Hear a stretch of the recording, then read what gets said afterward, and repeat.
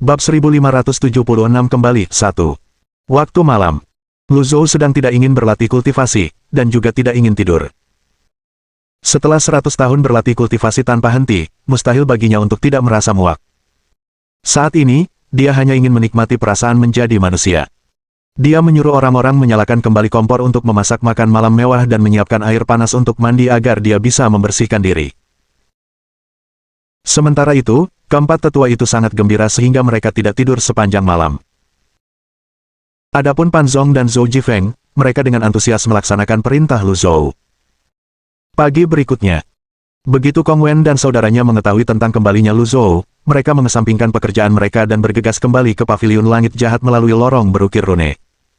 Zhou Jifeng dan Pan Zong sangat bersemangat dan memimpin Kong Wen dan saudara-saudaranya ke paviliun timur.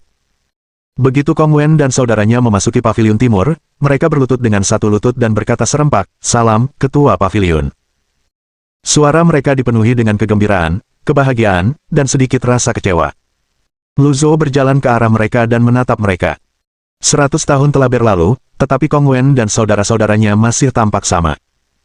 Kong Wen dan saudara-saudaranya menatap Lu Zhou yang telah memimpin mereka menjelajahi tanah tak dikenal di masa lalu. Untuk sesaat, mereka tak kuasa menahan emosi. Pemimpin paviliun langit jahat akhirnya kembali. Lu Zhou mengangguk. "Berdiri dan bicaralah." "Terima kasih, ketua paviliun. Bagaimana kabar kalian semua selama ini?" Setelah berdiri, Kong Wen berkata, "Semuanya baik-baik saja, hanya saja tidak ada yang bisa dilakukan di paviliun langit jahat, jadi kami pergi." "Kalian semua meninggalkan paviliun langit jahat karena tidak ingin menarik perhatian yang tidak diinginkan, saya mengerti," kata Lu Zhou. Kong Wen berkata, "Ada desas-desus di dunia kultivasi bahwa kau telah meninggal dunia, kami tidak mempercayainya, dan kami menunggu kepulanganmu." Lu Zhou mengangguk. Tidak perlu lagi membicarakan masa lalu. Kemudian, dia menoleh ke Pan Zong dan bertanya, "Pan Zong, mengapa yang lain belum kembali?" Murid-murid Lu Zhou telah ditangkap, jadi dia mengerti mengapa mereka tidak ada di sini. Namun, tidak masuk akal jika mereka yang berada di 9 alam tidak ada di sini. Lagi pula, paviliun langit jahat telah meninggalkan banyak lorong rune di sana. Pan Zong berkata, ada kemungkinan mereka mengalami keterlambatan. Begitu Pan Zong selesai berbicara, Hua Wudao muncul di luar paviliun timur dan berkata, "Hua Yuexing meminta audiensi." Memasuki, Hua Yuexing membawa busurnya dan berjalan dengan cepat. Ekspresinya tidak seberlebihan Kong Wen dan saudara-saudaranya, tetapi orang dapat dengan jelas melihat bahwa dia menjadi lebih bersemangat ketika melihat Lu Zhou. Dia berkata dengan suara lantang dan jelas, Hua Yuexing memberi salam kepada ketua paviliun. Lu Zhou memberi isyarat agar dia berdiri. Setelah itu, Hua Wudao, yang berdiri di samping, menjelaskan sambil tersenyum, "Aku memintanya untuk tinggal di ibu kota ilahi untuk melakukan beberapa pekerjaan selama beberapa tahun terakhir, lagi pula, tidak ada yang bisa dia lakukan di paviliun langit jahat." Lu Zhou mengangguk. "Kulturmu telah meningkat pesat, itu benar-benar patut dipuji." Hua Yuexing tersenyum lebar. "Terima kasih atas pujian Anda, ketua paviliun." Lu Zhou menoleh ke arah Pan Zong dan Zhou Jifeng sebelum bertanya, "Apakah ada alasan mengapa yang lain belum kembali?" "Mereka belum merespons, kurasa, sesuatu telah terjadi," kata Pan Zong. "Siapkan kereta terbang," kata Lu Zhou dengan sungguh-sungguh, "aku akan mencari mereka sendiri." Mendengar itu, Pan Zong sangat gembira. Dia berkata dengan antusias, "Mengerti." Keempat tetua itu tercengang oleh keputusan Lu Zhou. Dengan status dan kekuatannya, tidak perlu baginya untuk mengambil langkah seperti itu secara pribadi. Yang lain akan kembali pada akhirnya. Dengan demikian, bagaimana mungkin mereka tidak mengikutinya dengan sepenuh hati? Kereta terbang itu sudah siap. Itu adalah model baru yang diciptakan Si Wuya sebelum dia pergi. Baik dari segi kecepatan maupun jangkauan, kereta ini jauh lebih unggul daripada kereta terbang penembus awan yang lama. Pagi itu, Lu Zhou memimpin keempat tetua, Pan Zong, Zhou Jifeng, dan Hua Yuexing ke wilayah teratai hitam melalui lorong rune yang besar. Lu Zhou memutuskan untuk membawa Zhao Hongfu kembali terlebih dahulu. Karena dia mahir dalam ilmu rune, akan lebih mudah bagi mereka untuk bepergian. Bakat seperti dia benar-benar sangat dibutuhkan. Di aliansi gelap dan terang di wilayah teratai hitam. Kelima harimau aliansi gelap dan terang telah lama tiada. Pemimpin aliansi kegelapan dan terang yang baru adalah Zhang Bie, yang dulunya hanyalah seorang tetua. Pemimpin aliansi, Zhao Hongfu itu tidak terlalu kooperatif, dia melakukan segala sesuatu dengan sangat lambat. Zhang Bie menoleh ke bawahannya sebelum berkata, "Zhao Hongfu awalnya berasal dari istana kerajaan Yuan Agung, kemudian, dia bergabung dengan Paviliun Langit Jahat, 100 tahun yang lalu. Ketua Paviliun meninggal dunia, dan 10 muridnya menghilang. Sejak itu, orang-orang yang tersisa seperti tumpukan pasir yang berserakan. Dia menghela napas panjang sebelum berkata, dulu, Paviliun Langit Jahat bagaikan matahari di tengah hari. Bawahan itu tidak mengerti perkataan Zhang Bie. Dia bertanya, lalu apa yang harus kita lakukan sekarang?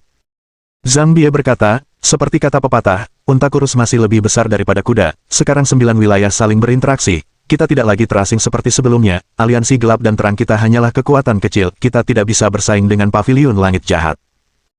Kemudian, dia menghela napas pelan lagi sebelum berkata, manusia semua berusaha untuk naik ke atas, bagaimanapun juga, wajar jika dia meremehkan aliansi gelap dan terang kita. Aku akan berbicara dengannya dalam 2 hari, jika dia benar-benar tidak ingin tinggal di sini, aku akan mengirimnya kembali ke istana kerajaan Yuan Agung. Baik. Bawahan itu membungkuk. Pada saat yang sama, seorang bawahan lainnya masuk dan membungkuk. Raja Chen dari Wu telah tiba. Bawa dia masuk. Tak lama kemudian, Raja Chen dari Wu, yang mengenakan jubah mewah, masuk. 2 prajurit bersenjata tombak mengikutinya dari belakang. Begitu memasuki aula utama, ia menangkupkan tinjunya dan bertanya, Saudara Zhang, apa kabar? Zhang Bie melangkah maju dan bertanya sambil tersenyum, Raja Chen, apa yang membawa Anda kemari? Bab 1577 kembali, 2. Di masa lalu, konflik antara aliansi kegelapan dan cahaya serta istana kerajaan Yuan Agung cukup sengit. Namun, sekarang karena kedua pihak memiliki kepentingan yang sama, mereka telah bersatu. Raja Chen dari Wu tidak bertele-tele. Ia duduk dan berkata, aku tidak akan berbelit-belit, sudahkah kau pikirkan apa yang telah kukatakan kepadamu sebelumnya? Jika Anda menginginkan Zhao Hongfu, Anda harus meminta pendapatnya, kata Zhang Bie. Menanyakan padanya, sebagai pemimpin aliansi kegelapan dan cahaya, apakah perlu bagimu untuk menanyakan hal itu padanya? Tanya Raja Chen dari Wu dengan sedikit nada meremehkan. Zhao Hongfu adalah ahli rune dari Paviliun Langit Jahat, dan kultivasinya tidak rendah, aku tidak bisa menyuruhnya melakukan apapun, kata Zhang Bie. Raja Chen dari Wu berkata, Paviliun Langit Jahat bukan lagi Paviliun Langit Jahat seperti dulu, tentu saja, saya masih menghormati Nona Zhao, namun, tahukah Anda mengapa Zhao Hongfu tetap berada di aliansi gelap dan terang? Zhang Bie melambaikan tangannya dan berkata, ini jelas bukan karena kekuatan aliansi gelap dan terang, lagi pula, sayalah yang mengundang Nona Zhao ke sini dengan sangat ramah. Baiklah, kalau begitu kita bisa bertanya padanya lagi, kata Raja Chen dari Wu sambil tersenyum. Zhang Bie melambaikan tangannya, memerintahkan bawahannya untuk memanggil Zhao Hongfu. Tak lama kemudian, Zhang Bie membawa Zhao Hongfu ke aula utama. Ketika Zhao Hongfu melihat keduanya, dia duduk dan bertanya, bolehkah saya tahu apa yang diinginkan ketua aliansi dari saya? Raja Chen dari Wu ingin mengundangmu untuk bekerja di istana kerajaan Yuan Agung. Saat ini, 9 wilayah saling berinteraksi, dan kita kekurangan jalur rune, ahli rune sangat dibutuhkan saat ini. Raja Chen dari Wu menangkupkan kedua tinjunya ke arah Zhao Hongfu dan bertanya, Nona Zhao, saya ingin tahu apakah Anda akan mempertimbangkannya, jangan khawatir, ketika Anda tiba di istana kerajaan, Yang Mulia pasti akan menunjuk Anda sebagai kepala ahli rune Yuan Agung dan membiarkan Anda memimpin Akademi Rune. 3.000 orang akan berada di bawah kendali Anda. Anda juga dapat menetapkan syarat-syarat Anda. Zhang Bie mengerutkan kening mendengar kata-kata itu. Bagaimanapun, itu menyoroti keburukan aliansi gelap dan terang. Zhao Hongfu bahkan tidak berpikir panjang. Dia menepuk sandaran kursinya dan berkata, maaf, saya tidak tertarik. Nona Zhao, mengapa Anda tidak mempertimbangkan kembali? Tanya Raja Chen dari Wu sambil mencondongkan tubuh. Sebenarnya, Zhang Bie tidak ingin Zhao Hongfu berada di dekatnya. Dia seperti kentang panas yang diincar semua orang. Mengingat dia berasal dari Paviliun Langit Jahat, banyak orang berkuasa mengincarnya. Karena itu, dia berkata, Nona Zhao, Raja Chen dari Wu memiliki niat baik, saya harus mengatakan beberapa kata yang tidak menyenangkan, dan saya harap Anda tidak akan merasa tidak senang. Paviliun Langit Jahat telah runtuh, 9 murid telah lama memasuki kekosongan besar, Anda harus mempertimbangkan saran Raja Chen dengan serius. Zhao Hongfu mengerutkan kening dan berkata dengan tidak senang, apa? Kau berani mempermalukanku dan memperlakukanku seperti barang dagangan. Ini. Zhang Bie kehilangan kata-kata. Akhirnya, dia berkata, Nona Zhao, mohon tenang, selama ini, apakah aliansi gelap dan terang telah memperlakukan Anda dengan tidak baik? Dulu, aliansi gelap dan terang memang pernah berkonflik dengan Paviliun Langit Jahat, tetapi itu semua sudah berlalu, kita harus melihat ke masa depan dan bekerja sama. Masalah terbesar sekarang adalah Zhao Hongfu tidak melakukan apapun. Setiap hari hanya membuang-buang waktu. Raja Chen dari Wu berkata, pemimpin aliansi Zhang, Nona Zhao bisa datang dan pergi sesuka hatinya, mengapa Anda harus mengucapkan kata-kata kasar seperti itu? Pada saat itu, seorang bawahan tiba-tiba bergegas masuk ke aula utama dan berkata sambil membungkuk, "Pemimpin aliansi, Raja Chen dari Wu, Paviliun Langit Jahat ada di sini." Paviliun Langit Jahat. Keduanya berdiri bersamaan. Meskipun 100 tahun telah berlalu, ketika orang-orang mendengar nama Paviliun Langit Jahat, mereka masih akan bergidik dan bulu kuduk mereka berdiri. Zhao Hongfu merasa bingung. Paviliun Langit Jahat. Semua orang segera meninggalkan aula utama. Mereka melihat kereta terbang yang baru saja mendarat. Para kultivator dari aliansi kegelapan dan cahaya tidak tahu mengapa, tetapi tak seorang pun dari mereka berani mendekat. Seolah-olah mereka dihalangi oleh kekuatan tak terlihat. Pada saat itu, keempat tetua dari Paviliun Langit Jahat melangkah maju. Zhao Hongfu berseru kaget, "Para tetua." Setelah itu, sebuah suara yang bermartabat dan tenang terdengar dari kereta terbang, "Zhao Hongfu."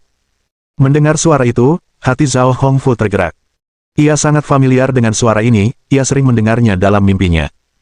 Ia selalu membayangkan betapa hebatnya jika ketua paviliun, yang ia kira telah meninggal, kembali. Paviliun Langit Jahat yang ia dambakan sudah tidak ada lagi. Pada saat itu, Leng Luo bertanya, "Mengapa kau tidak memberi hormat kepada kepala paviliun?" Zhang Bie dan Raja Chen dari Wu. Mata mereka terbelalak saat mereka menatap kereta terbang itu dengan tak percaya. Pada saat itu, Pan Zong mengangkat tirai kereta terbang, memperlihatkan sosok yang familiar. Pemimpin Paviliun Langit Jahat perlahan berjalan keluar. Kemudian, dia berdiri tegak sambil memandang rendah semua orang. Zhao Hongfu tersadar dan segera terbang mendekat. Dia berlutut di tanah dan berkata, "Tuan Paviliun, Anda telah kembali." Ekspresi Lu Zhou tenang saat menatap Zhao Hongfu yang tak bisa menyembunyikan kegembiraan dan emosinya. Kemudian, ia berkata dengan lembut, "Aku datang untuk menjemputmu." Kata-kata itu memicu gejolak perasaan dalam diri Zhao Hongfu. Dia selalu bangga dengan dirinya sendiri karena memiliki mental yang kuat. Namun, saat ini, dia tidak bisa menahan diri, matanya mulai memerah. Zhang Bie dan Raja Chen dari Wu merasakan tekanan berat di dada mereka, membuat mereka sulit bernapas.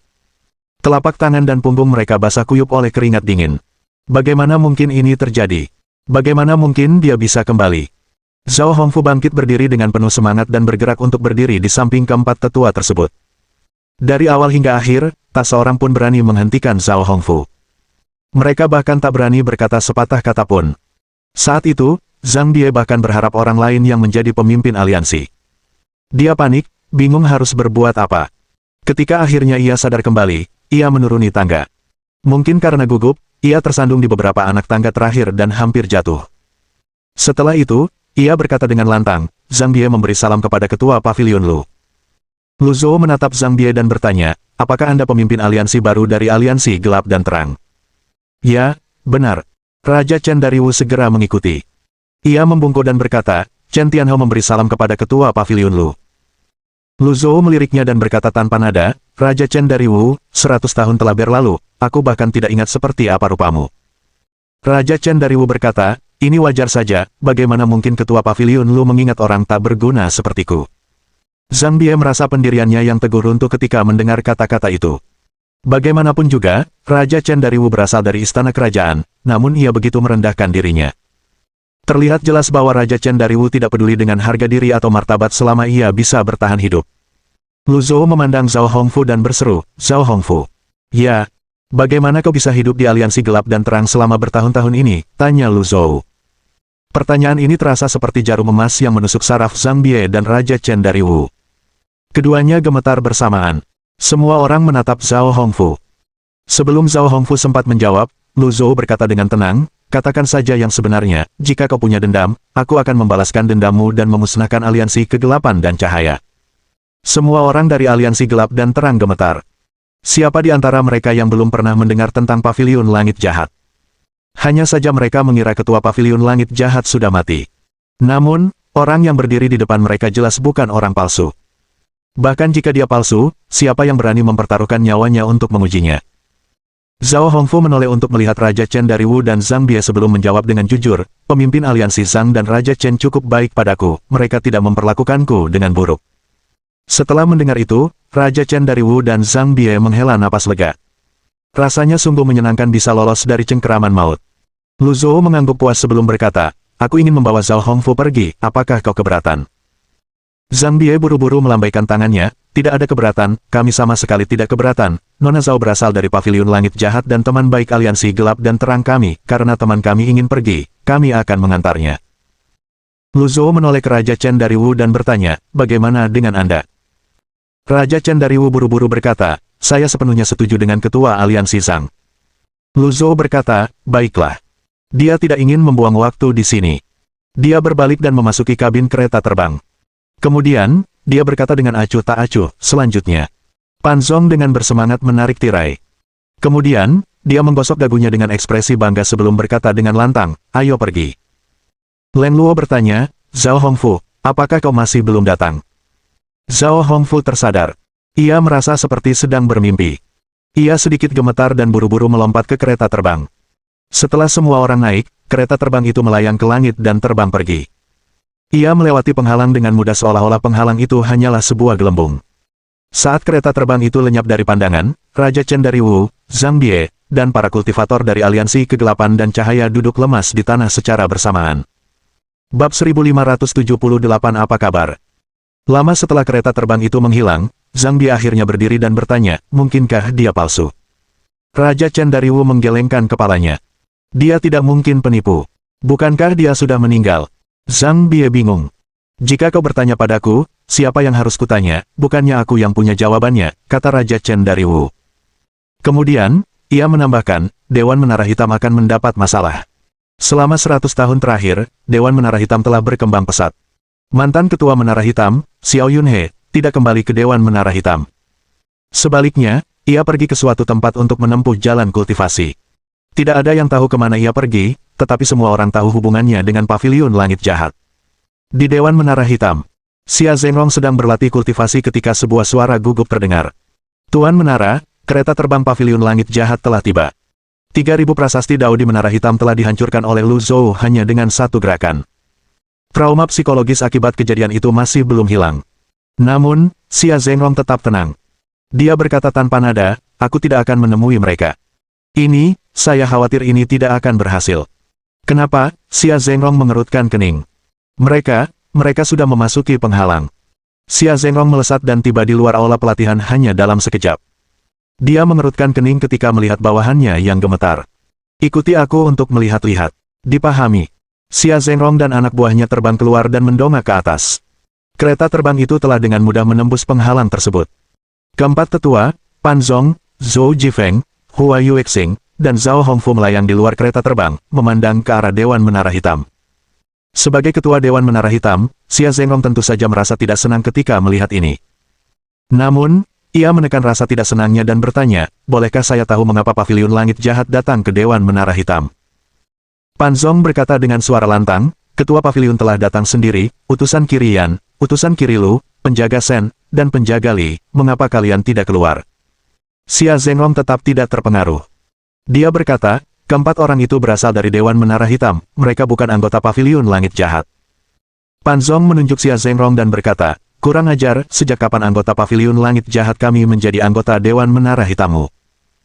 Xia Zhengrong berkata, begitukah, semua orang di wilayah Teratai Hitam tahu bahwa mereka termasuk dalam Dewan Menara Hitam. Yang terpenting, saya sudah mengatakan bahwa mereka termasuk dalam Dewan Menara Hitam, saya yang memiliki keputusan akhir.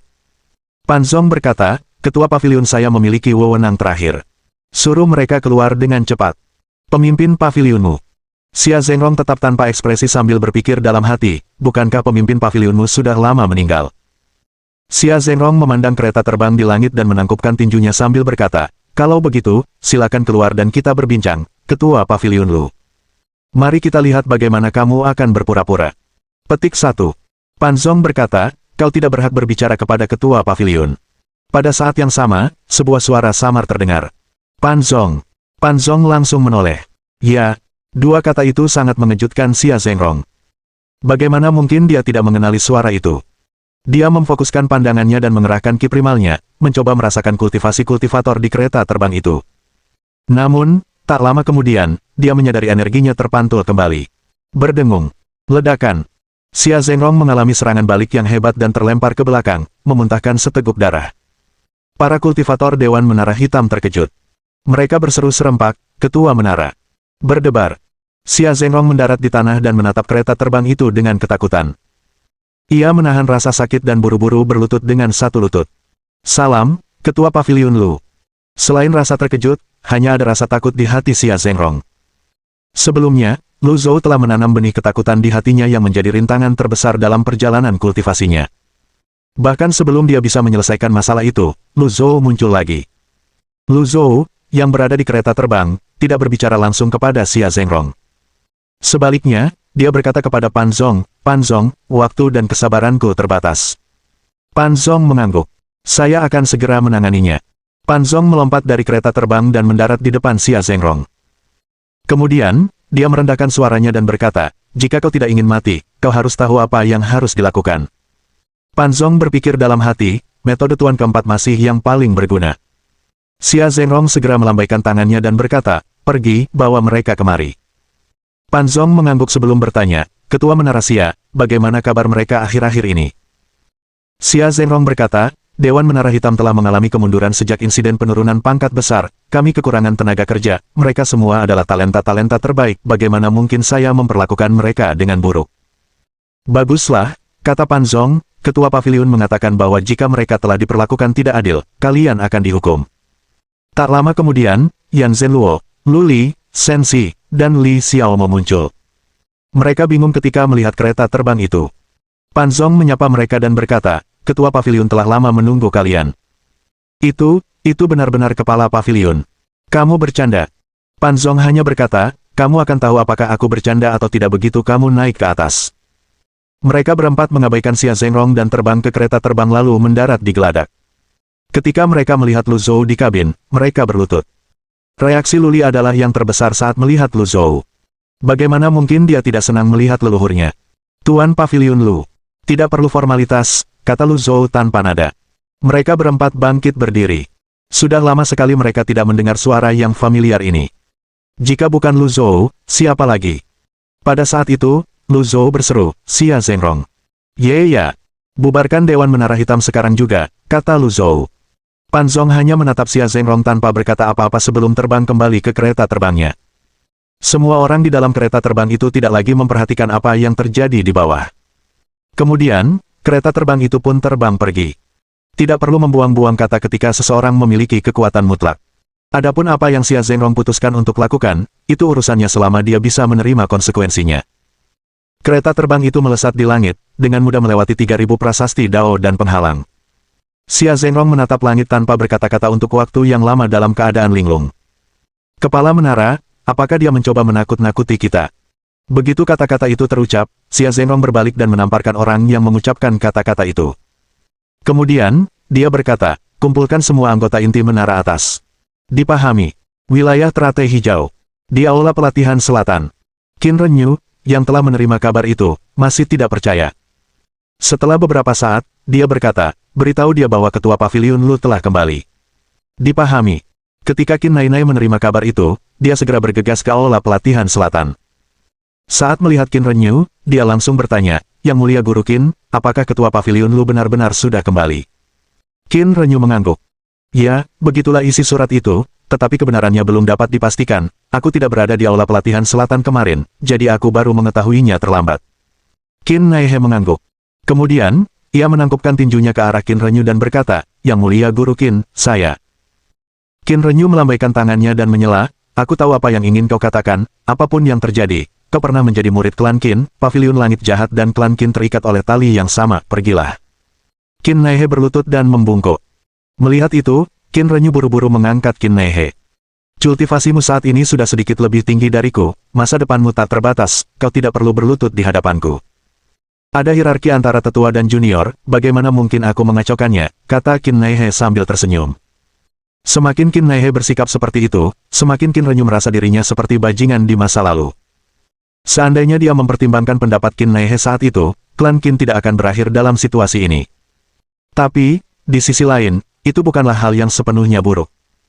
Tepat ketika Qin Naihe hendak pergi, sesosok ilusi muncul di pintu masuk aula. "Yang Mulia Guru Qin, apa kabar?" Bab 1579 Sekelompok Orang Aneh 1. Qin Renyu menoleh ke arah sumber suara itu dengan terkejut. Qin Renyu dan Qin Naihe keduanya adalah guru agung. Qin Naihe mendapat bantuan dari Tanah Kekosongan Agung sehingga peningkatan kemampuannya selama bertahun-tahun telah melampaui Qin Renyu. Kedua orang itu jelas dapat merasakan energi khusus di luar ruang latihan. Keduanya sangat akrab dengan suara itu. "Kakak Lu, benarkah itu kau?" Qin Renyu terkejut sekaligus senang. Tepat ketika Qin Renyu hendak keluar, energi khusus menyapu masuk ke aula pelatihan. Wajah dan aura yang familiar itu. Jika ini bukan ketua paviliun langit jahat, lalu siapa dia? Qin Naihe segera berlutut dengan satu lutut dan berkata, Qin Naihe memberi salam kepada ketua paviliun. Bangun! Lu Zhou melambaikan lengan bajunya. Setelah itu, orang-orang dari paviliun langit jahat masuk satu persatu. Pada saat yang sama, Qin Renyu berkata kepada murid-murid klan Qin yang menunggu di luar aula latihan, cepat, siapkan anggur yang enak dan jamuan makan yang mewah, aku ingin mentraktir teman lamaku hari ini. Tidak perlu bersusah payah seperti itu, kata Lu Zhou sambil duduk di samping, kau dan Qin Naihe telah memberikan kontribusi besar agar paviliun langit jahat tetap aman selama bertahun-tahun ini.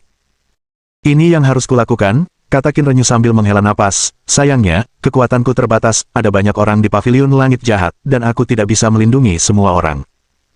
Qin Naihe menimpali dari samping, selama 100 tahun terakhir, para kultivator dari wilayah Teratai Hijau dan wilayah lainnya juga menjadi lebih kuat, sebagian besar dari mereka memiliki 16 hingga 17 bagan kelahiran.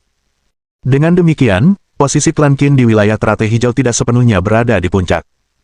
Terlebih lagi, ada kekosongan besar yang mengawasi mereka, perasaan itu seperti ditusuk pisau dari belakang. Ini tidak mudah bagi kalian, tidak perlu menyalahkan diri sendiri, kata Lu Zhou, jika kalian memiliki permintaan, kalian bisa menyampaikannya. Qin Renyu melambaikan tangannya dan berkata, tidak perlu membicarakan hal-hal ini di antara teman, jika tidak, itu akan menghina persahabatan kita. Lu Zhou mengangguk. Qin Renyu bertanya dengan penasaran, apa yang terjadi, desas-desus tentang kematianmu tersebar luas di dunia kultivasi. Saya sedang melakukan kultivasi tertutup, jawab Lu Zhou dengan sangat sederhana. Tidak heran. Qin Renyu menghela napas. Paviliun langit jahat tidak mengalami masa muda selama 100 tahun terakhir, terlebih lagi, murid-muridmu diculik oleh kekosongan agung, dengan kekuatanku, aku benar-benar tidak bisa berbuat apa-apa. Ini bukan salahmu, kata Lu Zhou, karena aku sudah kembali, aku akan membawa mereka semua kembali. Qin Renyu terkekeh. Saudara Lu, kau telah mengasingkan diri selama 100 tahun, kau pasti telah membuat kemajuan besar lagi. Kultivasi Lu Zhou merupakan kombinasi dari avatar emas dan biru. Meskipun ia memiliki kekuatan makhluk tertinggi, ia belum menjadi makhluk tertinggi sejati. Saat ini, ia hanya memiliki 27 bagan kelahiran, ia masih perlu mengaktifkan 9 bagan kelahiran lagi untuk menjadi makhluk tertinggi. Qin Renyu melanjutkan pertanyaannya, apa rencanamu selanjutnya, kakak Lu? Setelah keluar dari jurang maut, Lu Zhou sudah memikirkan apa yang harus dilakukan. Hal terpenting adalah memastikan keselamatan murid-muridnya. Kemudian, dia akan mencoba mengaktifkan ke-36 bagan kelahiran secepat mungkin untuk menjadi makhluk tertinggi sejati. Setelah berada di jurang maut selama 100 tahun, dia tahu bahwa mengaktifkan 9 bagan kelahiran yang tersisa bukanlah masalah. Selama dia memiliki cukup hati kehidupan berkualitas tinggi, tidak akan ada masalah sama sekali. Akhirnya, Lu Zhou menjawab Qin Renyu, aku akan naik ke langit. Qin Renyu terkejut. Kau akan naik ke langit? Tentu saja, jawab Lu Zhou dengan santai. Qin Renyu berkata, sejauh yang saya tahu, keempat kaisar, dan para penguasa 10 aula kekosongan agung dan kuil suci semuanya adalah makhluk tertinggi, ada juga 12 Dao Sein, saudara Lu, apakah kau bercanda denganku? Lu Zhou menatap Qin Renyu tanpa berkedip dan bertanya, apakah aku terlihat seperti sedang bercanda? Tidak. Qin Renyu tertawa. Keduanya melanjutkan obrolan mereka untuk beberapa saat setelah itu. Entah kenapa, terasa ada sesuatu yang hilang sekarang karena ke-10 murid paviliun langit jahat tidak ada di sekitar. Akhirnya, ketika Lu Zhou hendak pergi, Qin Renyu berkata, saudara Lu, mengapa kau terburu-buru pergi, rasanya tidak nyaman bertemu denganmu, sebaiknya kau tinggal beberapa hari saja. Tidak, Lu Zhou menggelengkan kepalanya dan berkata, saya masih ada urusan yang harus diselesaikan. Lagi pula, ada terlalu banyak hal yang telah menumpuk selama 100 tahun terakhir yang harus ditangani oleh Lu Zhou. Karena itu, aku tidak akan memaksamu untuk tinggal, pergilah kalau begitu, kata Qin Renyu terus terang. Setelah itu, Lu Zhou memimpin yang lain dan pergi. Di atas kereta terbang, Lu Zhou berdiri di samping kemudi dan melihat ke depan sambil bertanya kepada semua orang, bagaimana tingkat kultivasi kalian sekarang? Panlitian berkata, saya lambat belajar, saya baru saja akan menjadi guru agung. Aku sama seperti Pan Tua, jawab Len Luo. Zuo Yusu berkata, aku telah melewati ujian kelahiran ketigaku 3 tahun lalu, sekarang aku adalah seorang guru terhormat. Hua Wudao menggaruk kepalanya dengan ekspresi canggung sambil bertanya-tanya mengapa dia selalu berada di posisi terakhir. Setelah beberapa saat, dia berkata, aku akan terus bekerja keras. Pan Zong dan Zhou Jifeng awalnya juga ingin melapor kepada Lu Zhou. Namun, Ketika mereka mendengar perkataan keempat tetua itu, mereka dengan bijak memilih untuk diam. Faktanya, sebagian besar dari mereka mendapat bantuan dari tanah Great Void sehingga peningkatan signifikan mereka selama 100 tahun terakhir dapat dianggap wajar. Qin Naihe menangkupkan tinjunya ke arah keempat tetua dan berkata, "Selamat, ini sungguh mengagumkan." "Kamu juga tidak buruk," kata Pan Litian sambil tersenyum. Pada saat itu, Pan Zong, yang sedang mengemudikan kemudi, berkata, "Lubang rune ada di depan." Semua orang mengangguk. Setelah memasuki lorong rune, kereta terbang muncul di langit. Apakah kita akan pergi ke Lembah Harum?" Memang benar, kapal terbang itu terbang ke arah Lembah Harum. Aku penasaran apa yang terjadi setelah 100 tahun. Setiap orang memiliki takdirnya masing-masing, jadi tidak perlu terlalu khawatir, hal ini sudah seperti itu sejak zaman dahulu, kata Pan Litian. Kata-kata yang bagus. Bab 1580 Sekelompok Orang Aneh 2. Lembah Harum. Lu Zhou dengan mudah memimpin semua orang ke Lembah Harum. Ketika mereka tiba di bangunan-bangunan kuno, dia menemukan bahwa bangunan-bangunan itu telah lama rusak. Hanya beberapa bangunan yang masih dalam kondisi baik. "Chen Fu," seru Lu Zhou. Ia menggunakan kekuatan ucapan saat berbicara. Dengan demikian, suaranya bergema di seluruh Lembah Harum. Seperti yang diperkirakan, banyak sosok berterbangan keluar dari kedalaman Lembah Harum. Beberapa petani juga terbang ke sana.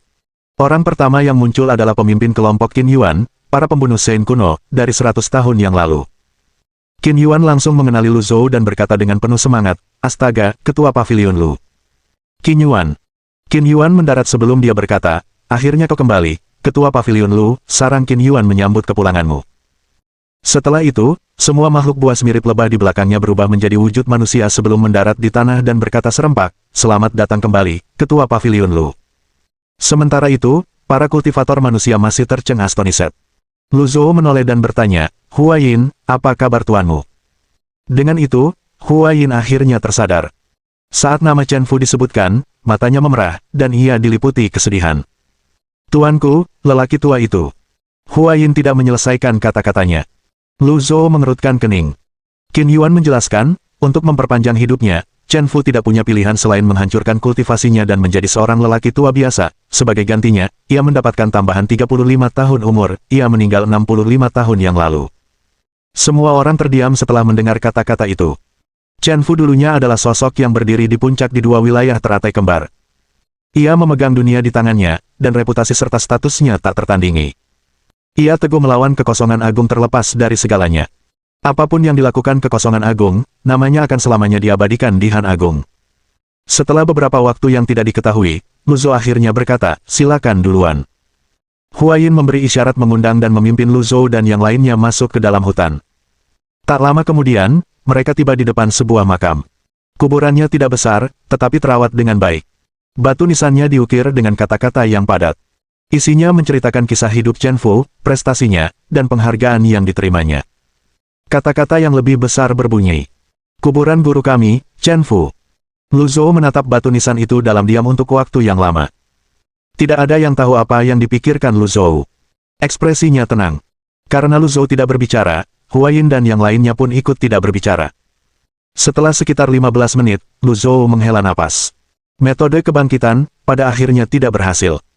Huayin berkata, "Guru Pavilion Lu, tidak perlu menyalahkan diri sendiri." Guru mengatakan bahwa 35 tahun yang ia peroleh adalah waktu yang paling memuaskan baginya. Lu Zhou melirik Huayin. Pada akhirnya, kematian Chen Fu juga ada hubungannya dengan murid-muridnya. Akhirnya, dia bertanya, "Apakah kalian akan terus tinggal di Lembah Harum?" Huayin menjawab, "Kami berencana untuk pergi setelah ketidakseimbangan ini berakhir dan memulai hidup baru." "Bagus, jika kamu butuh sesuatu, katakan saja," kata Lu Zhou sambil mengangguk. "Terima kasih, Ketua Pavilion Lu." Kata-kata itu sudah cukup. Setidaknya, Autumn Dew Mountain memiliki seseorang untuk diandalkan. Kembali ke bangunan kuno. Lu Zhou mengeluarkan jantung Qin Yuan dari kantung langit luas dan mengembalikannya kepada Qin Yuan. Qin Yuan, yang telah mendapatkan kembali jantung kehidupannya, tentu saja merasa gembira. Saat itu, semua anggota Pavilion Langit Jahat, kecuali para murid, telah kembali. Lu Zhou berkata, "Penjaga Meng, hubungi Hokage keempat." Meng Chandong mengangguk. "Mengerti." Meng Chandong membentangkan selembar kain formasi di tanah. Ia hampir tak bisa menahan kegembiraannya saat memikirkan bagaimana ia akan memberitahu Ming Shiyin bahwa Lu Zhou masih hidup. Ia ingin mengejutkan Ming Shiyin. Setelah menyalakan jimat tersebut, sebuah proyeksi muncul. Saat itu, Ming Xiyin menggigit sehelai rumput di antara bibirnya sambil bersandar pada batang pohon, tampak setengah tertidur. Meng Chandong berseru, "Tuan keempat. Siapa itu? Jangan ganggu aku." Ming Xiyin berpaling sebelum melambaikan tangannya, menyebabkan proyeksi itu menghilang. Meng Chandong menggaruk kepalanya dengan canggung. "Murid jahat," kata Lu Zhou dengan nada mencela. Kemudian, dia berkata kepada Meng Chandong, "Lagi." Setelah Meng Chandong menyalakan jimat lainnya, Ming Xiyin muncul kembali di hadapan semua orang. Punggungnya menghadap semua orang. Kali ini, Meng Chandong sudah belajar dari kesalahannya sehingga dia langsung ke intinya dan berkata, "Tuan keempat, mengapa Anda tidak menghormati ketua pavilion?" Meng Chandong sudah sepenuhnya menyerah pada gagasan untuk mengejutkan Ming Xiyin. Ming Xiyin tidak bergerak. Punggungnya masih menghadap semua orang. Meng Chandong sedikit meninggikan suaranya saat berkata lagi, "Tuan keempat, mengapa Anda tidak memberi hormat kepada ketua pavilion?" Ming Xiyin masih tidak bergerak. Semua orang saling memandang dengan tak berdaya. Akhirnya, Lu Zhou mengerutkan kening dan berkata dengan sedikit marah, "Kau pikir kau sedang melakukan apa?" Hanya dengan beberapa kata itu, orang bisa melihat tubuh Ming Xiyin sedikit gemetar. Meskipun begitu, dia tidak menoleh. Semua orang merasa bingung. Mereka tahu Ming Xiyin paling takut pada tuannya, jadi mengapa dia tidak berbalik. Tepat ketika Meng Chandong hendak berbicara lagi, Ming Xiyin bergerak. Dia perlahan berbalik. Kemudian, dengan ekspresi bingung, dia berkata, "Siapa kau, berhenti menggangguku." Sudah berakhir. Sudah berakhir. Tuan Ford pasti sudah kehilangan akal sehatnya. Tatapan mata Ming Xiyin menyapu semua orang dan berhenti sejenak pada Lu Zhou sebelum dia berkata, "Sekelompok orang aneh." Suara mendesing. Proyeksi itu menghilang lagi. Semua orang tercengang. Menabrak. Lu Zhou tiba-tiba berdiri. "Murid jahat ini. Tuan Pavilion Lu, tenanglah." Meng Chandong berlutut dan berkata, "Mungkin, Tuan keempat lelah dan tidak mengenali Anda." Namun, setelah mengatakan itu, bahkan Meng Chandong merasa alasan itu terlalu lemah. Karena itu, dia menambahkan, "Mungkin, dia sedang diawasi oleh seorang ahli dari Great Void, dan dia hanya berpura-pura tadi." "Benar, pasti begitu, Ketua Pavilion Lu. Tolong tenang, kita semua tahu orang seperti apa Tuan keempat itu. Dia jelas bukan orang yang akan mengkhianati tuannya." Lu Zhou berpikir Meng Chandong ada benarnya. Meskipun murid keempatnya licik, dia selalu dapat diandalkan dan tidak akan mudah mengkhianati sekte. Apakah perilaku murid keempatnya benar-benar karena kekosongan agung? Meskipun Lu Zhou belum pernah ke Great Void, berdasarkan apa yang dilihatnya dari kristal ingatan yang maha suci, dia tahu bahwa 10 aula Great Void sangat rumit. Tak seorang pun berani berbicara ketika melihat Lu Zhou tenggelam dalam pikirannya. Setelah sekian lama, Qin Naihe berkata, "Kurasa Guardian Meng ada benarnya, para ahli sangat banyak di Great Void, Tuan keempat memiliki benih Great Void, jadi pasti ada orang yang mengawasinya." Lu Zhou bertanya, "Apakah kau sudah menghubungi Old Fort sebelumnya?" Meng Chandong menggelengkan kepalanya. "Tidak." Tiba-tiba, Pan Litian berkata, "Kurasa Tuan keempat tidak berada di kekosongan agung." Pan Litian melanjutkan, "Aku hanya tahu gadis kecil itu berada di kekosongan agung. Aku menyaksikan Kaisar Ilahi dan Komandan baru Aola Tuwei membawanya pergi." Pan Zong mengangguk sambil menimpali, "Saya dengar Tuan pertama dan Tuan kedua telah ditangkap oleh Kaisar Azure." Dengan demikian, semua orang mulai berbagi informasi yang mereka ketahui. Tuan ketiga dan Tuan keempat telah diculik oleh Kaisar Merah. Kaisar Putih memiliki nona kelima dan nona keenam. Bab 1581 Murka Surga. Nona ke-9 dan nona ke-10 seharusnya berada di kekosongan agung. Semua orang mengangguk. Jika memang demikian, maka sudah dipastikan bahwa Tuan keempat tidak berada di kekosongan agung, melainkan bersama Kaisar Merah. Di mana Kaisar Merah?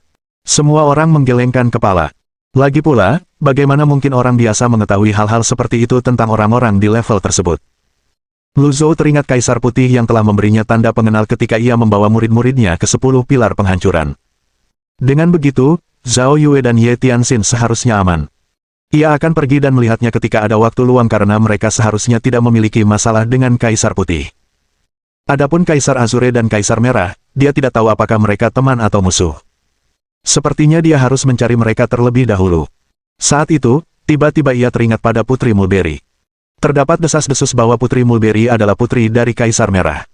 Jika demikian, Putri Mulberry seharusnya mengetahui keberadaan Kaisar Merah. Dengan mengingat hal itu, Lu Zhou berkata tanpa nada, "Bersiaplah untuk berangkat ke pilar penghancuran Jiming." "Tanah tak dikenal," kata Zhao Hongfu, "lorong rune yang kubangun saat itu relatif kecil karena aku hanya punya waktu 3 hari untuk menyelesaikannya. Kurasa lorong itu tidak akan mampu menampung banyak orang." Meng Chandong berkata, kalau begitu, kita akan pergi berkelompok. Semua orang mengangguk. Kapan kita berangkat? Pada saat itu, Qin Yuan melangkah maju bersama yang lain dari sarangnya. Mereka berlutut satu persatu sebelum dia berkata, Tuan Pavilion, izinkan sarang Qin Yuan untuk mengikuti Anda. Lu Zhou teringat janjinya kepada Qin Yuan kala itu dan berkata, dulu aku pernah berjanji akan membangkitkan putrimu, di mana dia sekarang?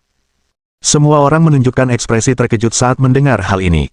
Benarkah ada cara untuk menghidupkan kembali orang mati? Qin Yuan berkata dengan penuh semangat, aku akan membawanya ke sini sekarang. Tanpa mengucapkan sepatah kata pun, Qin Yuan membawa beberapa bawahannya bersamanya dan terbang keluar dari bangunan kuno itu. Tidak lama kemudian, mereka membawa seorang gadis yang tidak sadarkan diri kembali ke dalam bangunan. Berdasarkan penampilannya, dia tidak terlalu tua. Dia tampak seperti wanita biasa yang berusia sekitar 28 tahun. Tubuh dan wajahnya pucat, dan dia tidak memiliki energi vitalitas. Bahkan, aura kematian yang sangat kuat menyelimutinya. Meskipun demikian, dia terawat dengan sangat baik. Qin Yuan berkata, dulu, aku menggunakan mutiara laut abadi untuk mencegah tubuhnya membusuk, itulah sebabnya dia terawatkan dengan sangat baik. Meskipun semua orang telah melihat dan mengalami banyak hal, ketika mereka melihat wanita itu, mereka tetap merasa iba. Semua orang menatap Lu Zhou. Semuanya bergantung padanya sekarang. Namun, mereka semua ragu. Apakah benar-benar ada cara untuk menghidupkan kembali orang mati?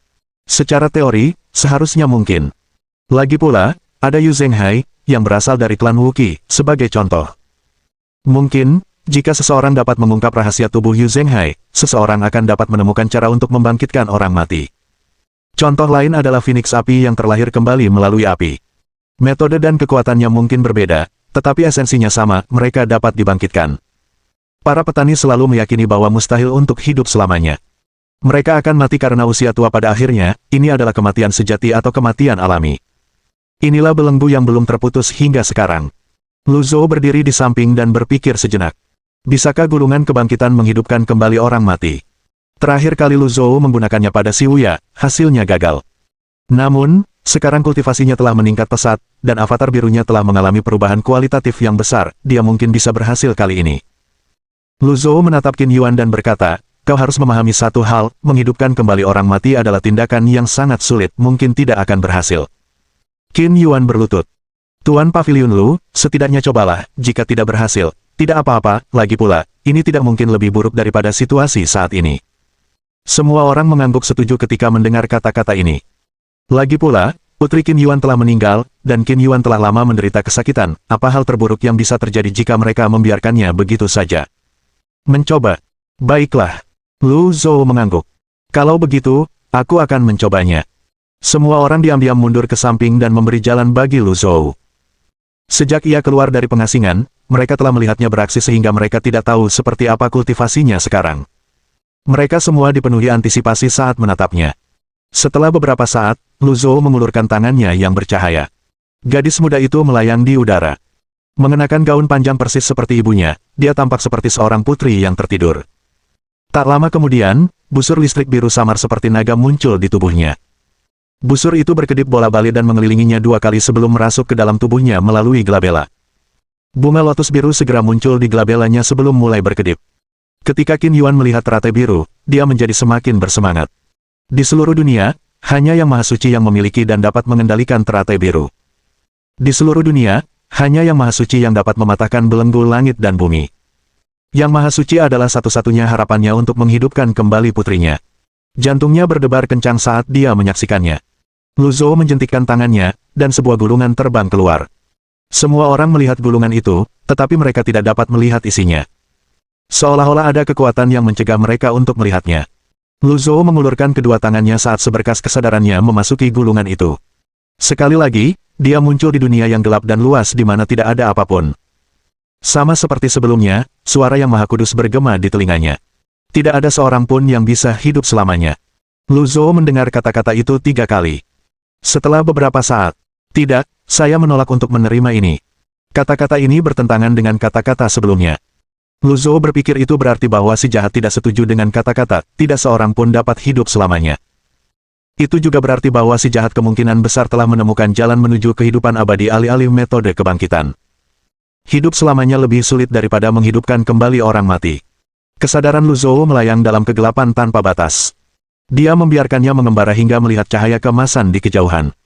Ketika kesadarannya hampir mencapai cahaya keemasan itu, dia didorong mundur oleh energi seperti gelombang. Seolah-olah mereka tidak ingin manusia mendekat. Pada saat itu, sebuah suara kembali terdengar di telinganya. Hanya dengan menjadi dewa tertinggi aku bisa mendekati batu pahala, jika tidak, tubuh dan jiwaku akan hancur. Berdengung. Cahaya keemasan itu tiba-tiba semakin intens dan menyembur keluar dengan rune-rune emas, menerangi kegelapan seperti matahari yang menyala-nyala. Lu Zhou memandang dunia yang membentang puluhan ribu mil, dunia itu seindah lukisan, bagaikan musim semi yang sedang mekar penuh. Namun, dalam sekejap, kegelapan kembali. Cahaya dari batu kebajikan itu perlahan meredup, sementara rune emas berterbangan ke segala arah. Di dalam bangunan kuno, semua orang melihat pemandangan yang menakjubkan. Mereka melihat rune emas berterbangan keluar dari gulungan kebangkitan satu demi satu. Rune-rune itu dipenuhi energi vitalitas saat memasuki tubuh wanita muda itu. Semua orang berseru kaget. Apakah ini metode kebangkitan? Semua orang merasa gembira. Pada saat itu, lembah harum mulai bergetar. Semua orang saling memandang. Panlitian memerintahkan, menyebar dan lindungi pemimpin pavilion. Dipahami. Semua orang terbang keluar dan menjaga 8 arah yang berbeda. Para penghuni pavilion langit jahat, sarang Qin Yuan, dan murid-murid gunung embun musim gugur semuanya berjaga-jaga. Tanah terus berguncang. Luli mengerutkan kening sambil menghela napas. Menghidupkan kembali orang mati sama saja dengan menentang surga. Dengan melakukan ini, apakah kita telah mendatangkan murka surga? Bab 1582 Kekuatan Dao Ilahi 1. Sesuatu yang aneh dan misterius, tidak seperti apapun yang pernah dilihat siapapun sebelumnya, yang dipenuhi energi vitalitas terus mengalir ke dalam tubuh wanita muda itu. Jantung Qin Yuan berdebar kencang saat ia menyaksikan dengan saksama. Meskipun ia telah hidup selama lebih dari 100.000 tahun, bagaimana mungkin ia tidak dipenuhi dengan antisipasi dan kegembiraan membayangkan putrinya dihidupkan kembali. Dengung, dengung, dengung. Rune-rune itu berdengung dan bergetar seiring dengan guncangan tanah. Semakin Qin Yuan mengamati, semakin terkejut dia. Lagi pula, belum pernah ada yang menyaksikan metode kebangkitan itu. Itu adalah metode yang bisa membuat seseorang menjadi gila. Desis. Gulungan kebangkitan itu berkibar di udara seperti pita. Bentuknya menyerupai naga saat mengelilingi gadis itu. Bersamaan dengan itu, energi yang jauh lebih kuat melonjak keluar seperti tsunami. Setelah merasakan energi yang kuat, Qin Yuan segera terbang mundur. Ledakan. Bangunan kuno itu langsung hancur oleh energi yang dahsyat dan mengerikan. Puing-puing dan reruntuhan beterbangan di udara. Yang mengejutkan adalah puing-puing dan reruntuhan itu tampak membeku di udara. Orang-orang yang menjaga area tersebut menyaksikan dengan terkejut. Kontrol yang tepat dan kekuatan misterius ini. Kepala Pavilion Lu. Dari awal hingga sekarang, ekspresi Lu Zhou tetap sama. Dia tidak terpengaruh oleh kehancuran bangunan itu. Perhatiannya sepenuhnya terfokus pada gulungan kebangkitan. Dia bisa merasakan energi yang mengalir keluar dari gulungan itu, dan dia secara naluriah tahu bahwa dia akan gagal jika melakukan kesalahan sekecil apapun. Setelah merasakan kekuatan itu sejenak, dia bergumam pada dirinya sendiri, kekuatan Dao Ilahi. Ding, sekarang kamu memiliki pemahaman dasar tentang kekuatan Dao Ilahi, teruslah berlatih keras. Lu Zhou tidak terganggu oleh notifikasi sistem tersebut. Gadis itu terbang semakin tinggi ke langit. Rune-rune itu bagaikan bintang-bintang di langit, berputar-putar di sekelilingnya. Pada saat itu, rune yang lebih besar muncul satu demi satu. Rune-rune itu tidak memasuki tubuhnya atau 8 meridian luar biasa miliknya. Sebaliknya, rune-rune itu jatuh ke tanah. Ketika rune besar pertama jatuh ke tanah, tanah sedikit bergetar. Getaran semakin kuat ketika rune kedua jatuh. Ketika rune ketiga dan keempat jatuh, puing-puing dan reruntuhan yang melayang di udara akhirnya jatuh ke tanah. Lu Zhou mengibaskan lengan bajunya, menyebabkan puing-puing dan reruntuhan berhamburan. Semua orang berseru kaget. Bukankah dia seperti Tuhan? Master Pavilion Lu ternyata memiliki kekuatan untuk memindahkan gunung dan mengaduk lautan. Bagi para kultivator seperti itu, penghancuran itu mudah. Tidak membutuhkan keterampilan. Penghancuran selalu lebih mudah daripada pembangunan. Adapun kebangkitan, itu jauh lebih sulit daripada pembangunan. Saat rune-rune itu jatuh ke tanah, kesadaran Lu Zhou seolah ditarik ke dalam gulungan kebangkitan oleh pusaran besar. Sekali lagi, dia terseret ke dunia gelap. Kali ini, dia melihat batu pahala itu menjadi lebih redup dari sebelumnya. Hanya dalam sekejap, cahayanya padam sepenuhnya. Dengan itu, kesadaran Lu Zhou meninggalkan gulungan kebangkitan. Kemudian, dia menatap wanita muda yang melayang di udara. Energi khusus di sekitarnya membuat dia mendesah takjub. Dia tidak mampu menjelaskan atau memahami energi tersebut. Dia ingin melihat lebih jelas, jadi dia melafalkan mantra untuk kekuatan penglihatan. Dengan kekuatan penglihatan, dia melihat bahwa tempat-tempat di mana rune-rune itu bersentuhan memancarkan gumpalan energi hijau seperti asap. Hukum konservasi menetapkan bahwa energi memiliki sumber dan tujuan. Lu Zhou menunduk. Bumi. Dia teringat galaksi yang dilihatnya di jurang itu. Selama 100 tahun ia berkultivasi di jurang maut, kekuatan bumi terus-menerus memasuki lautan kidantiannya, dan juga sangat meningkatkan avatar birunya. Ledakan. Getaran hebat menyadarkan Lu Zhou dari lamunannya. Pada saat itulah Hua Yin, murid tertua dari Gunung Embun Musim Gugur, berteriak, hati-hati, formasi kuno akan segera hancur. Qin Yuan mendongak dengan tak percaya. Penghalang yang sebelumnya transparan itu menyala. Jelas sekali penghalang itu terguncang hebat. Aku akan mendukungnya, seru Qin Yuan. Kemudian, dia kembali ke wujud aslinya sebelum membentangkan sayapnya dan terbang ke atas. Qin Yuan lainnya pun mengikuti jejaknya dan terbang ikut serta, membentangkan sayap mereka dan berdiri di sampingnya. Suara mendesing. Kekuatan dari para pembunuh Sein kuno mengalir deras pada saat ini untuk mempertahankan formasi kuno yang hampir runtuh. Perasaan saat itu seperti kiamat. Semua orang merasa gugup. Lu Zhou melirik langit sebelum melanjutkan fokusnya pada gulungan kebangkitan dan mengendalikan energi vitalitas yang bergelombang. Kali ini berbeda dari sebelumnya saat dia menggunakan gulungan kebangkitan. Dia merasa akan berhasil kali ini. Perasaan itu semakin kuat saat lebih banyak energi hijau muncul dari tanah. Tidak diragukan lagi bahwa formasi kuno itu terpengaruh karena kekuatan dari gulungan kebangkitan. Formasi kuno itu memang sangat kuat sejak awal. Bahkan jika Qin Yuan menghabiskan seluruh energinya, dia hanya akan mampu mempertahankannya untuk sementara waktu. Bang! Formasi kuno itu terkena dampak balik dari kekuatan gulungan kebangkitan. Qin Yuan juga terlempar dan jatuh ke tanah. Pada saat itu, langit tampak terbelah saat formasi kuno itu hancur berkeping-keping. Angin kencang bertiup dari dunia luar, memenuhi lembah harum.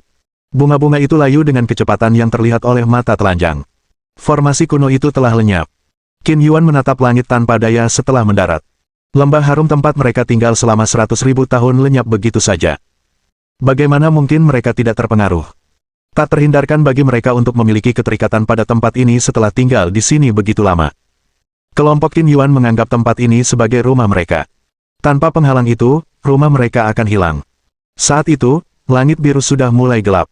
Bab 1583 Kekuatan Dao Ilahi 2. Dari waktu ke waktu, sejumlah besar binatang buas akan lewat. Ini mirip dengan fenomena ketidakseimbangan tersebut. Dibandingkan dengan 200 tahun yang lalu, ketidakseimbangan tersebut sedikit berkurang dan menunjukkan tren penurunan yang stabil. Qin Yuan menahan emosinya dan menoleh untuk melihat Lu Zhou dan putrinya sebelum menunduk. Retakan. Tanah terbelah. Dalam sekejap, retakan menyebar dengan liar seperti jaring laba-laba. Pada saat itu, seberkas cahaya tiba-tiba muncul di atas lembah harum. Seolah-olah langit telah membuka matanya. Awas, ini adalah lorong rune raksasa, seru Zhao Hongfu. Satu demi satu, para kultivator muncul dari lorong rune. Semuanya memiliki sepasang sayap di punggung mereka. Melihat hal itu, Qin Yuan berseru, suku bulu. Ini suku bulu, tanya Pan Zong. Para anggota suku bulu berbaris rapi saat anggota suku bulu terakhir turun dari lorong rune. Tubuhnya memancarkan cahaya terang. Sayapnya juga jauh lebih besar daripada anggota suku bulu lainnya. Namun, wajahnya agak jelek. Mulutnya memanjang, dan dia tampak seperti rubah atau tikus. Tubuhnya sepenuhnya hitam. Dia juga lebih besar dan lebih tinggi daripada yang lain. Itu Jenderal Fei dan dari suku bulu, seru Qin Yuan. Kamu kenal dia? Sebenarnya, suku bulu bukanlah sebuah ras, suku itu dipenuhi oleh ras lain yang juga mahir terbang. Jenderal Fei dan adalah seorang pembunuh Sein kuno, dia memiliki kekuatan setara Raja Dewa tingkat rendah. Pan Zong bertanya dengan rasa ingin tahu, lalu, mengapa sarang Qin Yuan tidak berada di sarang suku bulu? Pada saat itu, Qin Yuan sepertinya lupa bahwa mereka dalam bahaya. Dia berkata dengan malu, Qin Yuan gagal dalam ujian suku bulu. Maaf, aku tidak bermaksud menyinggung perasaanmu. Para anggota suku bulu di udara mulai turun pada saat ini. Cahaya Fei dan juga meredup saat dia melihat ke bawah dari atas. Para anggota suku Feder lainnya membungkuk dan berkata serempak, Jenderal, kita telah tiba di lembah harum. Fei dan menatap Lu Zhou dan wanita muda yang diselimuti aura kematian setelah melirik para kultivator lemah yang berterbangan di sekitar lembah harum. Ketika tanah mulai bergetar di lembah harum, tanah jurang besar langsung merasakannya. Bendera. Fei dan mengetahui keberadaan formasi kuno di lembah harum, jadi dia segera bergegas ke sana. Namun, dia tidak menyangka formasi kuno itu telah runtuh. Dia mengangguk puas sebelum berkata tanpa nada, Aku sudah lama mengatakan kepada Kaisar Yu bahwa semut dapat memindahkan gunung, dan semut tidak boleh diremehkan. Lihat. Seekor semut benar-benar dapat menggerakkan kekuatan bumi. Jenderal, saya meminta izin untuk membasmi semut-semut ini. Setelah itu, 5 anggota suku Feder turun dan mulai menyerang semua orang. Pada saat itu, Qin Yuan berkata dengan suara berat, biarkan aku yang menanganinya. Qin Yuan tampak seperti bintang jatuh saat melesat ke arah 5 anggota suku bulu. Ruang angkasa tampak bergelombang saat pedang dan saber berkilat. Bang, bang, bang, bang, bang. Qin Yuan mengalahkan 5 anggota suku bulu hanya dalam sekejap mata. 5 mayat, penuh dengan lubang di tubuhnya, jatuh ke tanah dengan suara dentuman keras. Orang-orang dari Paviliun Langit Jahat dan murid-murid Gunung Embun Musim Gugur, yang belum pernah melihat Qin Yuan beraksi, terkejut dengan kekuatannya. Kultivasi kelima anggota suku bulu itu memang tidak rendah, tetapi mereka sama sekali bukan tandingan baginya. Pada saat itu, Qin Yuan mendongak dan berseru, Jenderal Fei Dan. Fei Dan sedikit mengerutkan kening sebelum berkata dengan suara menggelegar, Qin Yuan. Ini adalah wilayah sarang Qin Yuan, pergilah sekarang sebelum aku memulai pembantaian, kata Qin Yuan. Fei Dan terkekeh dan berkata, kau juga seorang pembunuh suci kuno, jadi seharusnya kau setidaknya seorang penguasa ilahi. 100.000 tahun yang lalu, sarang Qin Yuan berlutut dan memohon kepada Kaisar Yu untuk mengizinkan mereka bergabung dengan suku bulu. Apakah kau melupakan hal itu begitu cepat? Qin Yuan sedikit marah, tetapi dia tetap berkata, saat itu kami tidak punya pilihan, siapa yang tidak ingin hidup. Sayangnya, Qin Yuan tidak dan bukanlah bangsa yang layak mendapat perhatian Kaisar Yu, kau telah direduksi menjadi penjaga lembah kecil ini, aku bertanya-tanya siapa yang berhasil membangkitkan kekuatan bumi, ternyata, itu adalah ulah kelompok Qin Yuanmu, tahukah kau konsekuensi dari menyebabkan bumi terbelah, tanya Fei Dan dengan suara berat. Aku tidak peduli dengan konsekuensinya, bahkan jika Kaisar Yu datang, aku tetap tidak akan peduli, kata Qin Yuan. Kurang ajar. Gelombang suara yang mengerikan jatuh dari langit. Ledakan. Qin Yuan mengangkat tangannya ke langit, melepaskan gelombang suara yang lebih kuat untuk menetralkan gelombang suara Fei Dan. Namun, pertukaran ini saja menyebabkan dia jatuh ke ketinggian yang lebih rendah dan hampir kehilangan keseimbangan. Setelah 100.000 tahun, kau sama sekali tidak mengalami peningkatan, kata Fei Dan dengan acuh tak acuh. Qin Yuan menoleh untuk melihat Lu Zhou dan putrinya yang kini dipenuhi energi vitalitas. Kehidupan sepertinya kembali pada putrinya, dan pada saat kritis itu, ia merasa seolah bisa mendengar detak jantung putrinya. Berdebar. Suara itu tidak ringan maupun berat, tetapi membuat Qin Yuan gemetar dan matanya memerah. Dia masih hidup. Para anggota Paviliun Langit Jahat dan murid-murid Gunung Embun Musim Gugur merasa gembira. Dengan detak jantung pertama, aura kematian mulai menghilang. Fei Dan mengerutkan kening sebelum berseru, metode kebangkitan, bagaimana ini mungkin? Sebagai Raja Ilahi dari suku bulu, Fei Dan menolak untuk percaya bahwa manusia mampu melakukan hal seperti itu. Tidak ada yang bisa melakukannya 100.000 tahun yang lalu, dan seharusnya tidak ada yang bisa melakukannya 100.000 tahun kemudian. Kematian adalah sesuatu yang tidak bisa diubah. Kalian para semut pantas mati. Dengan raungan yang menggelegar, sebuah segel telapak tangan jatuh dari langit. Setelah melihat ini, Qin Yuan terbang, tampak seperti bintang jatuh, menuju segel telapak tangan. Bab 1584 Kekuatan Dao Ilahi 3. Bang! Pedang tajam Qin Yuan menghancurkan segel telapak tangan saat dia melesat tinggi ke langit. Pada saat itu, Fei Dan telah tiba di depan Qin Yuan dan berkata dengan gigi terkatup, seorang penguasa ilahi hanyalah seorang penguasa ilahi, izinkan saya menunjukkan perbedaan antara seorang penguasa ilahi dan seorang raja ilahi. Desis. Sebagian kecil area di udara membeku. Fei Dan memiliki cakar hitam sebagai jari-jarinya, dan saat ini, cakar-cakar itu mengarah ke jantung Qin Yuan. Pada saat itu, Qin Yuan membebaskan dirinya dan memancarkan cahaya. Bang! Setelah memblokir serangan Fei Dan, Qin Yuan terbang mundur ratusan meter. Namun, hanya dalam sekejap mata, Fei Dan muncul kembali di depan Qin Yuan. Dia menghantam Qin Yuan dengan gerakan demi gerakan seperti badai. Fei Dan juga dikenal sebagai jenderal penakluk. Dia adalah prajurit paling gagah berani dari suku bulu. Gaya bertarungnya langsung dan penuh amarah. Dia memiliki pengalaman perang paling banyak di suku tersebut. Tak terhitung banyaknya kultivator yang tewas di tangannya. 100.000 tahun yang lalu, dia memimpin suku bulu untuk menaklukkan tanah dan kota. Setelah itu, dia dengan cepat naik pangkat di suku bulu, mengukuhkan statusnya. Bang! Bang! Bang! Bang! Bang! Setiap serangan Fei Dan mengandung sebuah hukum. Yang lain mengamati dari jauh, tetapi mereka sama sekali tidak dapat melihat apapun karena kecepatannya yang tinggi. Seperti yang dikatakan Fei Dan, jurang antara penguasa ilahi dan raja ilahi terlalu lebar. Setelah Qin Yuan mampu menahan puluhan serangan, dia tidak lagi bisa menggunakan kekuatan Dao. Setelah Qin Yuan menahan puluhan serangan, dia tidak lagi mampu menggunakan kekuatan Dao. Terlebih lagi, perbedaan pemahaman mereka tentang hukum-hukum tersebut bagaikan langit dan bumi. Bang! Fei Dan akhirnya berhasil menjatuhkan Qin Yuan. Kemudian, dia berkata tanpa ekspresi, bunuh mereka semua. Jangan biarkan siapapun hidup. Setelah itu, Fei Dan mengalihkan perhatiannya kepada Lu Zhou yang masih dalam proses membangkitkan putri Qin Yuan. Tepat ketika para anggota suku bulu hendak mendarat di lembah harum, wanita muda itu akhirnya jatuh dengan lembut dari udara. Jaga dia, kata Lu Zhou sebelum mendorong wanita muda itu ke samping. Bang! Lu Zhou menghentakkan kakinya ke tanah dan terbang ke langit. Qin Yuan, orang-orang dari paviliun langit jahat, dan para murid dari Gunung Embun musim gugur mengangkat kepala mereka serempak. Ketika mereka memandang Lu Zhou, semangat mereka melambung tinggi. Lu Zhou muncul di antara anggota suku bulu hanya dalam sekejap mata. Setelah itu, bunga teratai mekar di bawah kakinya. Ruang dan waktu langsung membeku. Ledakan. Kekuatan ilahi yang diperkuat oleh hukum-hukum tersebut menyerang seluruh anggota suku bulu sekaligus. Ketika beberapa anggota suku bulu mencoba melarikan diri, sebuah bunga teratai kecil akan muncul dari bunga teratai di bawah kaki Lu Zhou. Setiap bunga teratai kecil itu memancarkan busur listrik biru tua. Mereka berputar cepat seperti pusaran sebelum menusuk jantung anggota suku bulu yang mencoba melarikan diri. Dor, dor, dor, dor, dor, dor. Ekspresi Fei Dan berubah muram. Dia jelas tidak memiliki aura makhluk tertinggi, bagaimana mungkin, apakah dia sengaja menyembunyikan kekuatannya? Fei Dan tidak berani meremehkan Lu Zhou. Dia melesat ke arah Lu Zhou seperti bintang jatuh dan menyerang dengan telapak tangannya. Bang! Lu Zhou mengangkat tangannya untuk menangkis serangan Fei Dan. Ketika kedua serangan itu bertabrakan, mereka saling berbenturan.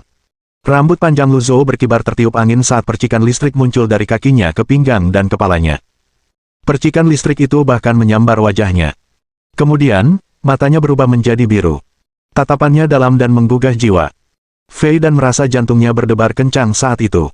Ekspresi ketakutan muncul di wajahnya saat dia berkata, Unho. Bang! Lu Zhou mendorong maju dengan segenap kekuatannya. Setelah itu, seluruh kekuatan ilahinya, bercampur dengan sedikit kekuatan Dao ilahi, meledak keluar. Dengan itu, lengan Fei Dan ditelan oleh kekuatan yang dahsyat. Fei Dan terbang mundur. Tanpa mengucapkan sepatah kata pun, dia berbalik dan lari. Setelah Lu Zhou melepaskan seluruh kekuatan ilahinya, dia merasakan gelombang kelemahan, tetapi hanya dalam sekejap, lautan ki di dantiannya dengan cepat mengisi kembali kekuatan ilahinya. Setelah itu, Lu Zhou menggunakan kekuatan teleportasi sebelum melemparkan jam pasir waktu. Bab 1585 yang terkutuk berdaun 14. Ketika Fei Dan mendengar kata, bekukan, jiwanya bergetar dan ekspresinya berubah menjadi ketakutan. Jam pasir waktu berdiri di tengah saat busur listrik biru menyapu keluar. Seluruh lembah harum diterangi cahaya biru hanya dalam sekejap. Bunga-bunga, pepohonan, pegunungan, sungai-sungai, dan binatang buas membeku di tempatnya. Target pertama Lu Zhou adalah Fei Dan. Karena Fei Dan adalah Raja Dewa, dia seharusnya menjadi orang pertama yang terbebas dari pengaruh jam pasir waktu. Saat waktu berhenti, Lu Zhou melesat dan tiba di depan Fei Dan yang ekspresi ketakutannya membeku di wajahnya. Dia mengangkat tangannya, dan sosok tak bernama dalam bentuk pedang muncul. Desis. Benda tak bernama itu melesat menembus angkasa.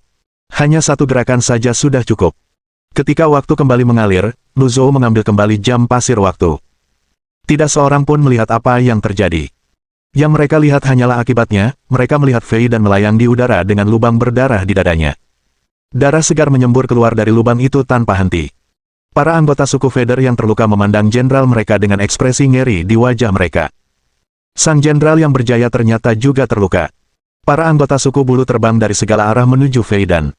Namun, Fei Dan mengangkat tangannya, menghentikan mereka mendekat. Para anggota suku bulu memandang Fei Dan dengan bingung, tidak tahu mengapa dia menghentikan mereka. Pertempuran terhenti sejenak. Fei Dan perlahan menoleh untuk melihat Lu Zhou. Penampilan Lu Zhou telah kembali normal. Matanya tidak lagi biru, dan tidak ada lagi kilatan listrik biru. Namun, sikapnya yang bermartabat dan agung masih tetap ada, menunjukkan statusnya yang tak tergoyahkan. Fei Dan terkekeh. Pada saat ini, semua kesombongannya telah lenyap. Dia bertanya dengan hormat, Anda. Mengapa Anda di sini? Para anggota suku bulu bahkan lebih bingung. Lu Zhou bertanya dengan tenang, apakah Kaisar Yu yang mengirimmu ke sini?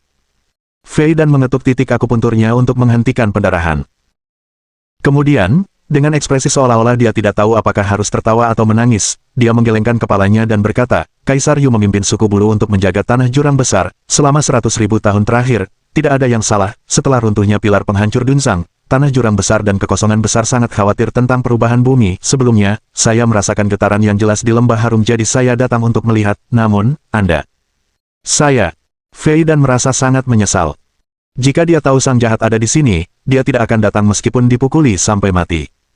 Sayangnya, tidak ada obat untuk penyesalan.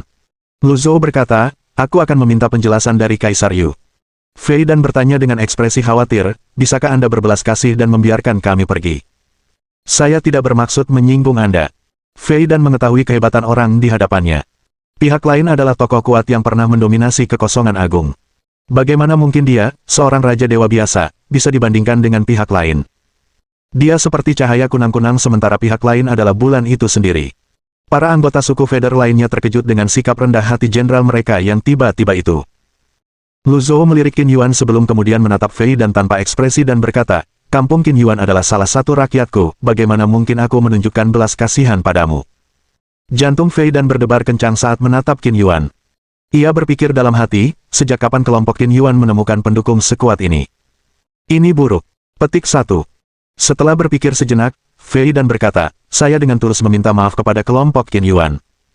Kemudian, dia berbalik dan berkata dengan serius, saya meminta maaf atas kata-kata dan tindakan saya sebelumnya. Pada saat itu, seseorang bergumam, cukup keras sehingga semua orang bisa mendengarnya, jika permintaan maaf itu berguna, lalu apa gunanya bersikap kuat? Fei dan mulai panik. Lu Zhou terus menatap Fei dan tanpa berkedip. Dia telah membunuh cukup banyak anggota suku bulu sebelumnya, tetapi sayangnya, dia tidak diberi poin penghargaan. Ini kemungkinan besar karena peningkatan sistem sehingga anggota suku bulu tidak lagi dianggap layak mendapatkan penghargaan. Terlepas dari itu, bagaimana dia bisa dengan mudah membiarkan Fei dan pergi? Dia bukanlah orang yang murah hati. Bagaimana dia bisa membiarkan Fei dan pergi hanya karena beberapa kata permintaan maaf? Akhirnya, Lu Zhou bertanya, kau ingin aku mengampunimu? Fei dan membungkuk lagi dan berkata dengan hormat, ya, mohon tunjukkan belas kasihan. Saya punya 3 syarat, kata Lu Zhou. Silakan bicara, kata Fei dan buru-buru sekarang setelah melihat secercah harapan. Lu Zhou berkata, pertama, serahkan mutiara jiwa ilahimu, kedua, kau dan anggota suku bulu lainnya harus tinggal di sini, kalian tidak diperbolehkan pergi, ketiga, bersihkan kekacauan ini dan kembalikan lembah harum seperti semula. Kemudian, sebelum Fei dan sempat berbicara, Lu Zhou menambahkan, setelah itu, aku akan pergi ke tanah jurang besar untuk meminta penjelasan dari Kaisar Yu. Fei dan, terus terang saja, ketiga syarat itu adalah untuk merampas haknya bertani dan menjadikannya budak. Fei dan merasa sesak napas, itu sangat tidak nyaman. Melihat keraguan Fei dan, Lu Zhou bertanya, kau tidak mau? Fei dan terkejut dan buru-buru berkata, saya setuju, Jenderal. Para anggota suku bulu berteriak. Mereka tidak mengerti mengapa Fei dan mau menyetujui syarat-syarat yang tidak masuk akal itu. Diam. Fei dan membentak, menahan rasa sakit. Pada saat itu, Lu Zhou terbang lebih tinggi ke langit dan berkata-kata demi kata, karena kultivasimu cukup tinggi, aku akan menahan kultivasimu untuk sementara waktu agar tidak menimbulkan masalah. Para anggota suku bulu mendongak. Berdengung. Lu Zhou mewujudkan avatarnya. Tak seorang pun bisa menebak tinggi avatar itu. Lebih dari setengah tubuh avatar itu menjulang di atas awan. Namun, mereka bisa melihat teratai itu. Singgasana teratai itu memiliki diameter hampir 1000 kaki, dan 14 daun berputar mengelilinginya. 14 daun. Setiap helai daunnya diselimuti cahaya biru, dan bunga lotus itu tampak cukup kuat untuk menutupi langit. Pada saat itu, avatar tersebut mengangkat tangannya. Sebuah segel telapak tangan dengan tulisan berkilauan emas bertuliskan, ikat muncul. Itu adalah segel pengikat Taois. Sebelum para anggota suku bulu dapat melarikan diri, segel pengikat raksasa itu telah menimpa mereka. 8 meridian luar biasa dan ki primal mereka langsung terkekang. Fei dan secara naluriah melawan kekuatan pengikat itu, tetapi kekuatannya melebihi dugaannya. Demi menyelamatkan nyawanya, dia menyerah untuk melawan. Bang! Mutiara jiwa ilahi Fei dan terbang ke langit. Sementara itu, Qin Yuan sangat gembira hingga tak bisa berkata-kata ketika melihat 14 helai daun tersebut. Di sisi lain, orang-orang dari paviliun langit jahat dan para murid gunung embun musim gugur memasang ekspresi kosong di wajah mereka. Berdengung. Avatar itu menghilang. Lu Zhou melayang di udara sambil menatap mutiara jiwa ilahi di tangannya. Dia berpikir dalam hati, seperti yang diharapkan dari mutiara jiwa ilahi milik Raja Ilahi tingkat rendah. Petik 1. Setelah menyimpan mutiara jiwa ilahi, Lu Zhou menunduk dan berkata kepada yang lain, istirahatlah dulu, setelah 3 hari, kita akan berangkat ke tanah jurang besar. Fei Dan. Semua orang membungkuk. Ya. Kemudian, Qin Yuan menambahkan, aku bersumpah untuk mengikuti ketua pavilion Lu selamanya. Qin Yuan terpaksa menelan kata-kata yang tidak suci. Dia berpikir dalam hati, dia adalah ketua pavilion Lu. Dia adalah ketua pavilion Lu. Dia adalah ketua pavilion Lu. Petik 1. Bagaimanapun juga, hal-hal penting harus diucapkan 3 kali. Setelah itu, Qin Yuan terbang menuju putrinya. Saat itu, putri Qin Yuan terbatuk ringan. Dia benar-benar telah hidup kembali. Menghidupkan kembali orang mati adalah tindakan pembangkangan terbesar terhadap surga, tetapi Yang Maha Kudus telah melakukannya, pikir Qin Yuan dalam hati dengan kagum. Qin Yuan menatap putrinya yang tampak linglung, sambil mengingat masa lalu. Kemudian, ia tak kuasa menahan diri dan menangis terseduh-seduh sambil memeluk putrinya. Semua orang menghela napas penuh emosi. Setelah mendarat di tanah, ekspresi Fei Dan dipenuhi dengan keterkejutan dan ketidakpercayaan saat melihat pemandangan ini. Ketika dia melihat sekeliling, dia menyadari Lu Zhou telah menghilang. Dia bergumam pada dirinya sendiri, si jahat telah kembali. Fei Dan terhuyung mundur seperti anggota suku bulu lainnya sebelum akhirnya duduk lemas di tanah. Para anggota suku bulu yang pertaniannya telah dibatasi tampak seperti orang tua dan lemah. Mereka merasa pusing dan tidak nyaman, terhuyung-huyung ke kiri dan ke kanan.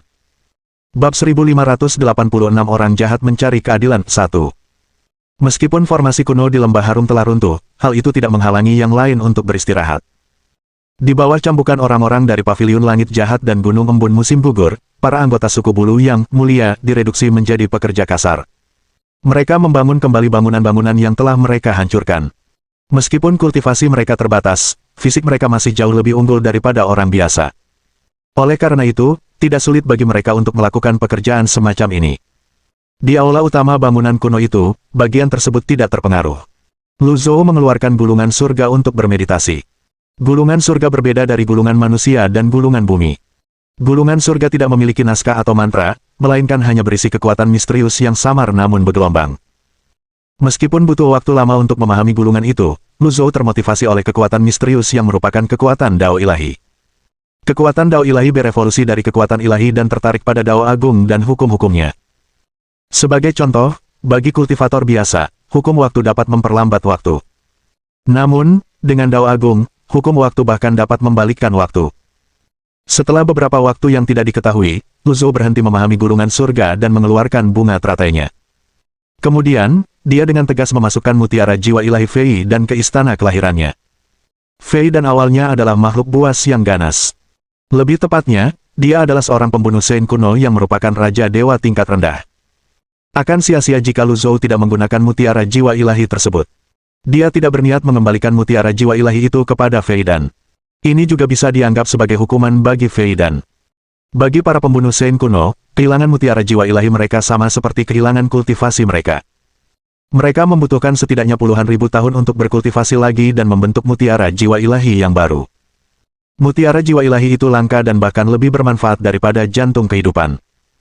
Seperti sebelumnya, suara nyaring terdengar di udara ketika mutiara jiwa ilahi dimasukkan ke dalam istana kelahiran. Teratai mulai berputar saat cahaya menyilaukan menyembur keluar. Seperti yang telah diprediksi Lu Zhou, setelah berkultivasi di jurang selama 100 tahun, fondasi lotusnya kini sangat kuat dan stabil. Dengan ini, ia akan lebih mudah mengaktifkan bagan kelahirannya. Satu-satunya pertanyaan sekarang adalah berapa banyak bagan kelahiran yang dapat diaktifkan oleh mutiara jiwa ilahi ini. Lu Zhou bertanya-tanya dalam hati. Kemudian, Lu Zhou tidak lagi memperhatikan aktivasi bagan kelahirannya dan terus bermeditasi pada gulungan langit. Saat itu, Fei Dan, yang sedang bekerja keras, tiba-tiba memuntahkan seteguk darah. Para anggota suku bulu di sekitar situ berteriak dan bergegas mendekat. Mereka mengepung dan menopang Fei Dan yang lemah dan pucat. Tubuh Fei Dan terus bergetar, matanya bersinar dengan keengganan dan keputusasaan. Ia sangat lemah sehingga tidak dapat bergerak untuk waktu yang lama. Wajahnya memerah, dan urat-uratnya menonjol. Para anggota suku bulu diliputi kecemasan ketika mereka melihat ini. Mutiara jiwa ilahiku, kata Fei Dan sambil mengepalkan tangannya sebelum pingsan. Pagi berikutnya, wajah Qin Yuan merona sehat saat ia menuntun putrinya, yang masih tampak bingung, melewati hutan dan reruntuhan menuju bangunan kuno tempat Lu Zhou tinggal. Saya ingin meminta audiensi dengan kepala paviliun, kata Qin Yuan. Lu Zhou membuka matanya dan melirik bunga lotusnya. Dudukan teratai itu halus, dan bagan kelahirannya telah diaktifkan. Dua zona baru berkedip-kedip dengan menyilaukan. Dua bagan kelahiran dalam satu malam. Meskipun tidak sebanyak yang saya harapkan, ini tidak buruk. Semakin jauh seseorang maju, semakin sulit untuk mengaktifkan bagan kelahiran. Untungnya bagi Lu Zhou, setelah berkultivasi di jurang dan dipelihara oleh kekuatan bumi, sangat mudah baginya untuk mengaktifkan bagan kelahiran. Lu Zhou kini adalah kultivator teratai emas dengan 29 bagan kelahiran. Setelah menyimpan teratainya, dia menatap pintu masuk aula utama. Qin Yuan dan putrinya berjalan perlahan mendekat. Mungkin, putri Qin Yuan sudah lama meninggal, dia tampak sangat bingung dan ketakutan. Seolah-olah dia merasa segala sesuatu asing dan menakutkan baginya. Ketika Qin Yuan dan putrinya tiba di hadapan Lu Zhou, Qin Yuan berkata kepada putrinya, "Berlututlah." Wanita muda itu berlutut dengan patuh. Kemudian, Qin Yuan pun berlutut. Kebaikan menghidupkan kembali putrinya tak terbalas. Berlutut 3 kali dan bersujud 9 kali bukanlah apa-apa. Lu Zhou tidak menghentikan Qin Yuan. Lagi pula, ini tidak melukainya. Setelah bersujud, Qin Yuan berkata, "Tuan Pavilion, saya tidak akan pernah melupakan kebaikan Anda yang besar." "Bangunlah," kata Lu Zhou. Qin Yuan berkata, "Putriku, Yu Dai, baru saja dibangkitkan sehingga dia masih sedikit bingung, mohon maafkan dia atas kesalahan apapun, Ketua Pavilion." Lu Zhou mengamati Yu Dai dan berkata, "Tidak perlu takut." Yu Dai bersembunyi di balik Qin Yuan. Qin Yuan berkata, "Dia menyukai kupu-kupu, dan dia lahir pada malam yang hujan, karena itu, aku memberinya nama ini, sekarang dia telah hidup kembali, aku tidak lagi menyesal." Yu, berarti hujan, dan Dai, berarti kupu-kupu. Lu Zhou berkata, "Wajar jika Anda sangat gembira karena dia telah hidup kembali, namun, mulai sekarang, kehidupan, makanan, dan kehidupan sehari-harinya harus dijaga dengan hati-hati, dia telah meninggal dalam waktu yang lama sehingga pasti akan ada perbedaan dalam kemampuan kognitifnya. Terima kasih atas pengingatnya, Ketua Pavilion Lu, akan saya catat." Setelah meninggal begitu lama, mustahil bagi Yu Dai untuk kembali menjalani hidup seperti sebelum kematiannya ketika dihadapkan dengan dunia yang kini asing baginya. Lu Zhou penasaran dengan proses kebangkitan. Apakah itu jiwa, tubuh, kesadaran, ketiganya, atau sesuatu yang lain? Dia teringat energi seperti asap hijau yang muncul dari tanah ketika dia sedang membangkitkan Yu Dai. Setelah manusia meninggal, mereka dikubur di bawah tanah, dan semuanya akan kembali ke bumi. Apakah metode kebangkitan mengambil kembali semuanya dari bumi? Dia ingin mengkonfirmasi teorinya. Yu Dai meringkuk ketakutan, tampak menyedihkan.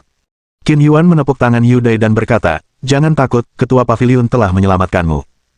"Baiklah," kata Yu Dai dengan patuh. Bagaimanapun, mereka adalah ibu dan anak perempuan. Mereka berasal dari ras yang sama dan memiliki darah yang sama. Ikatan darah dapat dengan mudah mengatasi puluhan ribu tahun pemisahan.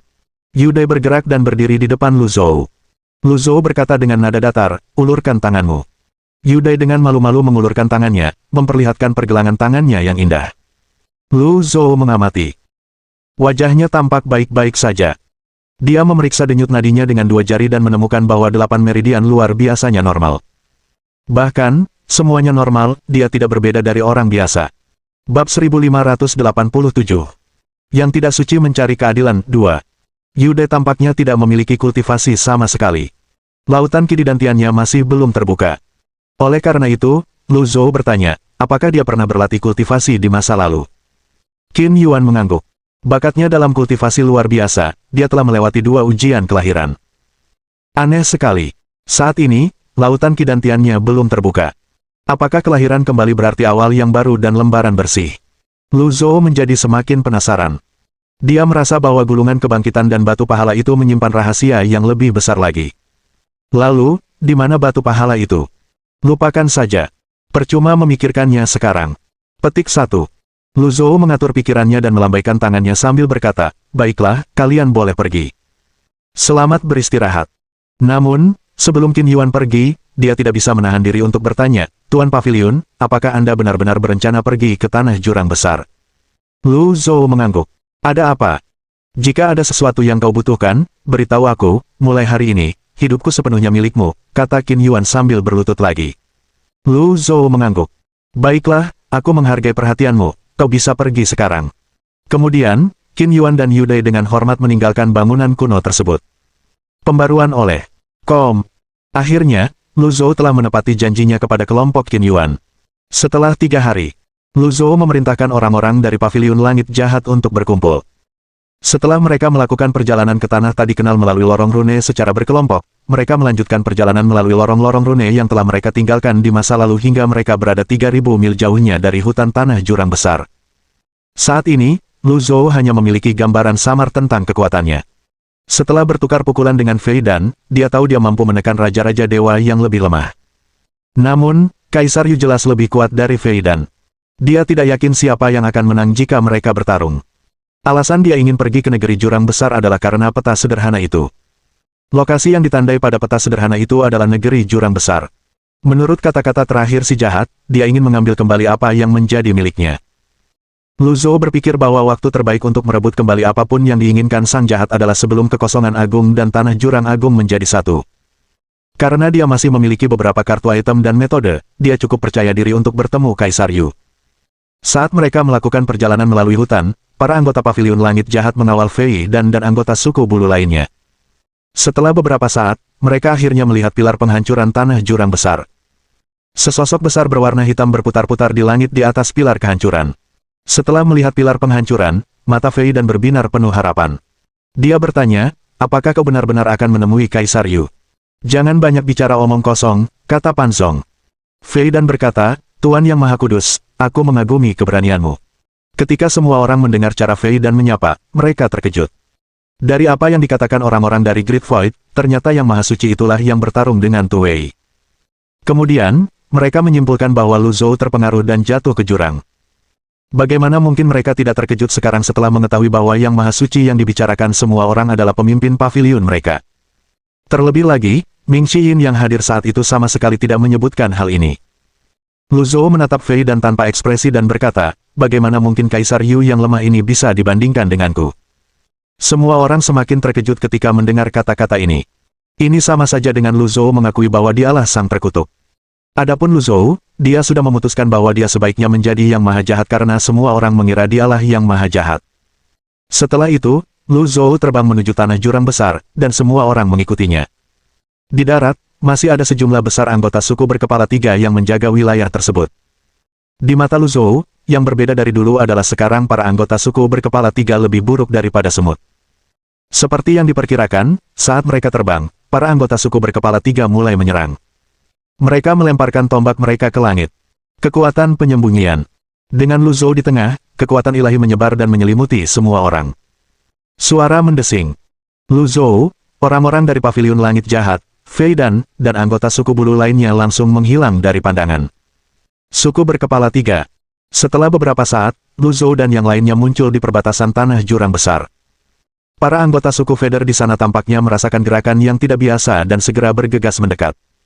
Teriakan keras menggema di udara. Siapa yang berani menerobos masuk ke tanah jurang besar? Fei dan segera berkata dengan suara gelap, jangan bergerak. Pakar dari suku bulu, yang pertama kali tiba, mengamati lebih dekat sebelum ekspresi terkejut muncul di wajahnya. Jenderal Fei dan, Anda, mengapa Anda di sini? Para anggota suku bulu lainnya yang baru saja tiba juga terkejut. Pada saat yang sama, perasaan tidak enak muncul di hati mereka. Bagaimanapun, pemandangan di hadapan mereka sama sekali tidak tampak seperti kepulangan yang penuh kemenangan. Mereka semua tahu Fei dan telah diperintahkan untuk pergi ke wilayah teratai kembar untuk menyelidiki pergerakan bumi yang aneh di sana. Sekarang, wajah Fei dan pucat. Tidak hanya itu, tetapi tangan dan kakinya terikat, dan bahkan ada bekas darah di tubuhnya. Dia tampak sangat menyedihkan. Fei dan menghela napas dan berkata, katakan pada Yang Mulia untuk datang ke sini.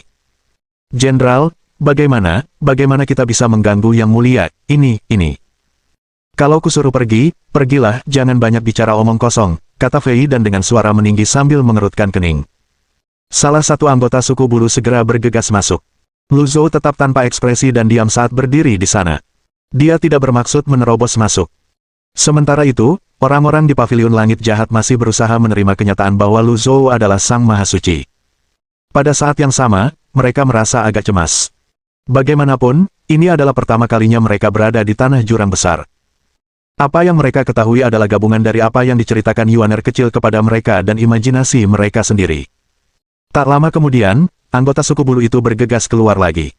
Dia membungkuk kepada Lu Zhou dan yang lainnya sebelum berkata, Yang Mulia mengundang semua orang masuk. Lu Zhou berkata dengan acuh tak acuh, sungguh cara yang buruk untuk bersikap sok. Anggota suku bulu. Begitu suara Lu Zhou berhenti, sebuah suara berat bergema dari inti tanah jurang besar. Mengapa kau harus merendahkan diri ke levelnya, Tuan Yang Maha Kudus? Setelah mendengar Kaisar Yu mengkonfirmasi identitas orang di hadapan mereka, para anggota suku bulu berkeringat dingin dan merinding, lalu secara naluriah mundur 3 langkah.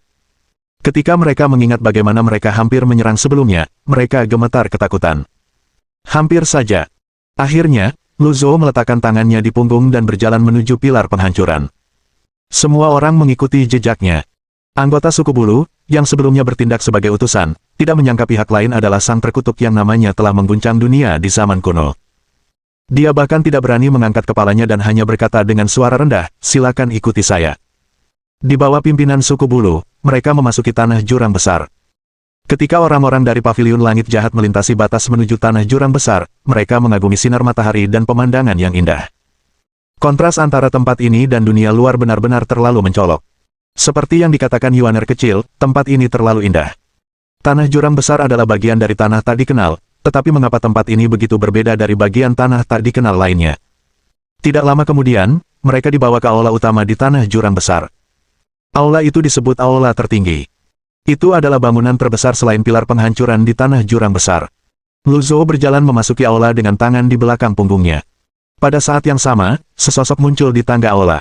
Orang itu mengenakan pakaian mewah. Sayapnya terlipat, tetapi cahaya sucinya bersinar terang. Dia tampak mulia dan bermartabat. Pada saat itu, semua anggota suku bulu di sekitarnya berlutut satu persatu. Kami memberi hormat kepada Kaisar Yu. Melihat hal itu, orang-orang di paviliun langit jahat hampir tersesat. Secara naluriah mereka juga ingin berlutut untuk memberi hormat. Namun, ketika mereka melihat Lu Zhou berdiri dengan tenang dengan tangan di belakang punggungnya, mereka tersadar dan menegakkan punggung mereka. Seperti yang diharapkan, Kaisar Yu tidak marah. Sebaliknya, ia tersenyum tipis dan berkata, "Siapkan tempat duduk." Dipahami.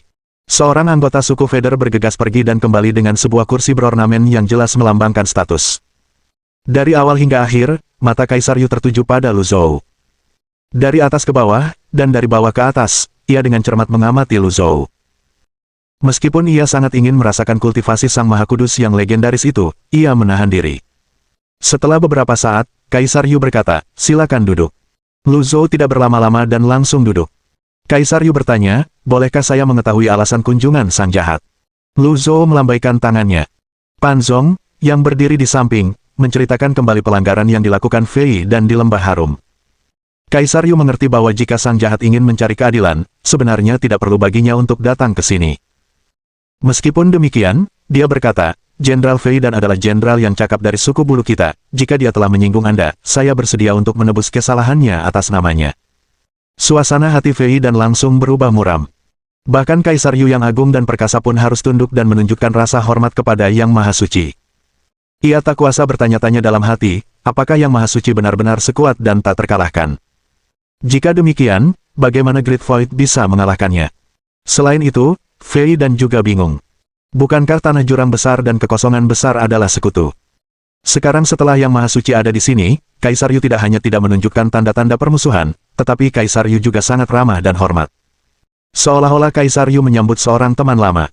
Fei dan mengangkat kepalanya dan melirik Kaisar Yu secara diam-diam. Secara kebetulan, Kaisar Yu juga sedang melihat Fei dan Lu Zhou mengingat kembali kenangan tentang Sang Maha Kudus sebelum berkata, "Aku pernah meninggalkan sesuatu di sini, serahkan itu, dan konflik antara aku dan tanah jurang besar akan berakhir." Lagi pula, Lu Zhou benar-benar tidak memiliki permusuhan dengan suku bulu sekarang. Kaisar Yu terkejut dan bingung. Kapan si jahat meninggalkan barangnya di sini? Faktanya, Kaisar Yu baru dikenal namanya jauh kemudian. Pada zaman kuno ketika nama Yang Maha Suci mengguncang dunia, Kaisar Yu hanyalah seorang kultivator muda. Bahkan, dia hanya mendengar tentang pertempuran antara Yang Maha Suci dan kekosongan agung dan tidak mengetahui banyak hal. Di hadapan Yang Maha Suci, dia hanyalah seorang junior. Akhirnya, Kaisar Yu bertanya, "Apa itu?" "Sudah terlalu lama, aku tidak ingat dengan jelas," jawab Lu Zhou dengan wajah datar. Bab 1588. Alu penekan langit. Mengalahkan Kaisar Yu. Kaisar Yu sedikit mengerutkan kening sambil berpikir dalam hati, "Jika kau bahkan tidak ingat dengan jelas, bagaimana aku akan memberikannya padamu? Bukankah kau membuat masalah tanpa alasan? Seperti yang diharapkan dari si jahat." Secara lahiriah, Kaisar Yu berkata, "Biarkan saya memikirkannya." Lu Zhou mengangguk. Kemudian, dia mengangkat kepalanya dan memandang aula yang megah itu sebelum bertanya, bagaimana Anda mampu membangun aula semegah ini di tanah jurang besar? Kaisar Yu tersenyum dan berkata, aku memiliki hati nurani yang bersih, pilar penghancuran di tanah jurang besar adalah pilar terpenting antara langit dan bumi. Aku telah memimpin suku bulu dan melindunginya selama beberapa generasi, jadi aku pantas mendapatkan perlakuan seperti ini. Lu Zhou bertanya, apakah kamu tidak takut bahwa ketika langit runtuh, kamu akan menjadi orang pertama yang jatuh? Kaisar Yu tidak terkejut dengan kata-kata ini. Dia berkata, jika langit runtuh, nyawa yang tak terhitung jumlahnya akan hilang. Pada saat itu, suku bulu bukan satu-satunya yang akan menderita bencana. Bagaimana kau tahu akan terjadi bencana jika langit runtuh? Tanya Lu Zhou. Kaisar Yu terkejut mendengar kata-kata itu. Sejak kecil, ia telah diajari tentang menopang langit dan mencegahnya runtuh. Banyak orang bijak di sukunya telah memperingatkannya bahwa jika langit runtuh, konsekuensinya akan sangat mengerikan. Ia telah didoktrin sejak muda bahwa ia harus mengorbankan nyawanya jika itu berarti dapat mencegah langit runtuh. Kata-kata Lu Zhou bertentangan dengan apa yang telah diajarkan kepadanya, ia merasa itu tidak dapat dipahami. Akhirnya, Kaisar Yu berkata, jika langit runtuh, seluruh tanah tak dikenal akan hancur, bagaimana mungkin itu bukan bencana? Alam semesta memiliki hukumnya sendiri, matahari dan bulan berubah seiring dengan siang dan malam, akan selalu ada perubahan, kata Lu Zhou. Kaisar Yu tidak mengerti perkataan Lu Zhou. Ia menangkupkan tinjunya ke arah Lu Zhou dan berkata, kau adalah seniorku karena kau lebih tua dariku, dalam hal pengetahuan dan pengalaman, kau jauh lebih unggul dariku, namun, bagaimana kau bisa yakin bahwa bumi tidak akan hancur jika langit runtuh? Bencana yang disebabkan oleh terbelahnya daratan itu terlalu mengerikan. Sungai darah dari 100.000 tahun yang lalu meninggalkan kesan mendalam pada Kaisar Yu.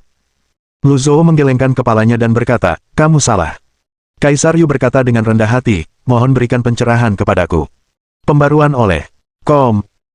Lu Zhou berkata dengan percaya diri, jika kau punya waktu, kau bisa pergi ke dasar jurang di dekat pilar penghancuran Dunzang untuk melihat-lihat, rasakan kekuatan di jurang itu, bumi jauh lebih kuat dari yang bisa kau bayangkan, terbelahnya tanah hanyalah evolusi bumi, manusia yang mencoba menghentikan perubahan itu tidak berbeda dengan semut yang mencoba mengguncang pohon.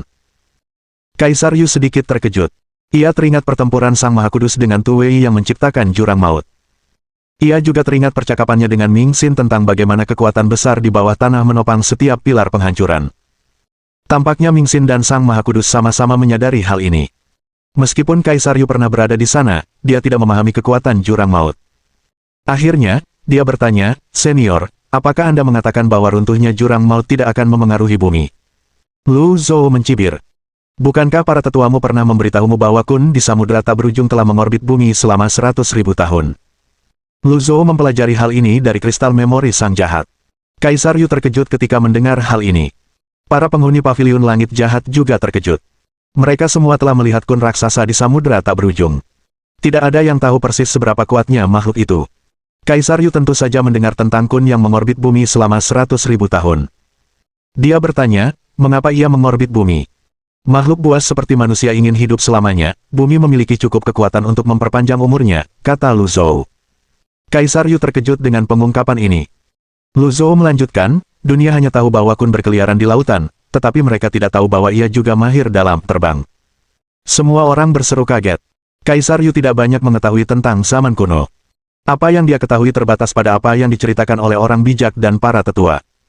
Itu pun, pengetahuan mereka tidak banyak. Karena itu, dia pun terkejut. Dia melanjutkan pertanyaannya dengan rendah hati, lalu mengapa benda itu tidak bisa terbang? Pertama, tidak ada gunanya. Kedua, waktunya sudah hampir tiba, dan ia perlu menghemat energinya. Manusia dan binatang buas lainnya hanyalah semut di matanya, jadi ia tidak perlu repot-repot mengurusi mereka, kata Lu Zhou. Semua orang tampak tercerahkan saat mendengarkan Lu Zhou. Semakin banyak yang mereka dengar, semakin bersemangat dan penasaran mereka. Kaisar Yu berkata, Great Void mengatakan bahwa itu adalah penyeimbang, dan telah melindungi dunia selama bertahun-tahun. Apakah kata-kata itu palsu? Memang benar bahwa itu melindungi dunia, tetapi mungkin itu bukanlah sebuah penyeimbang, kata Lu Zhou.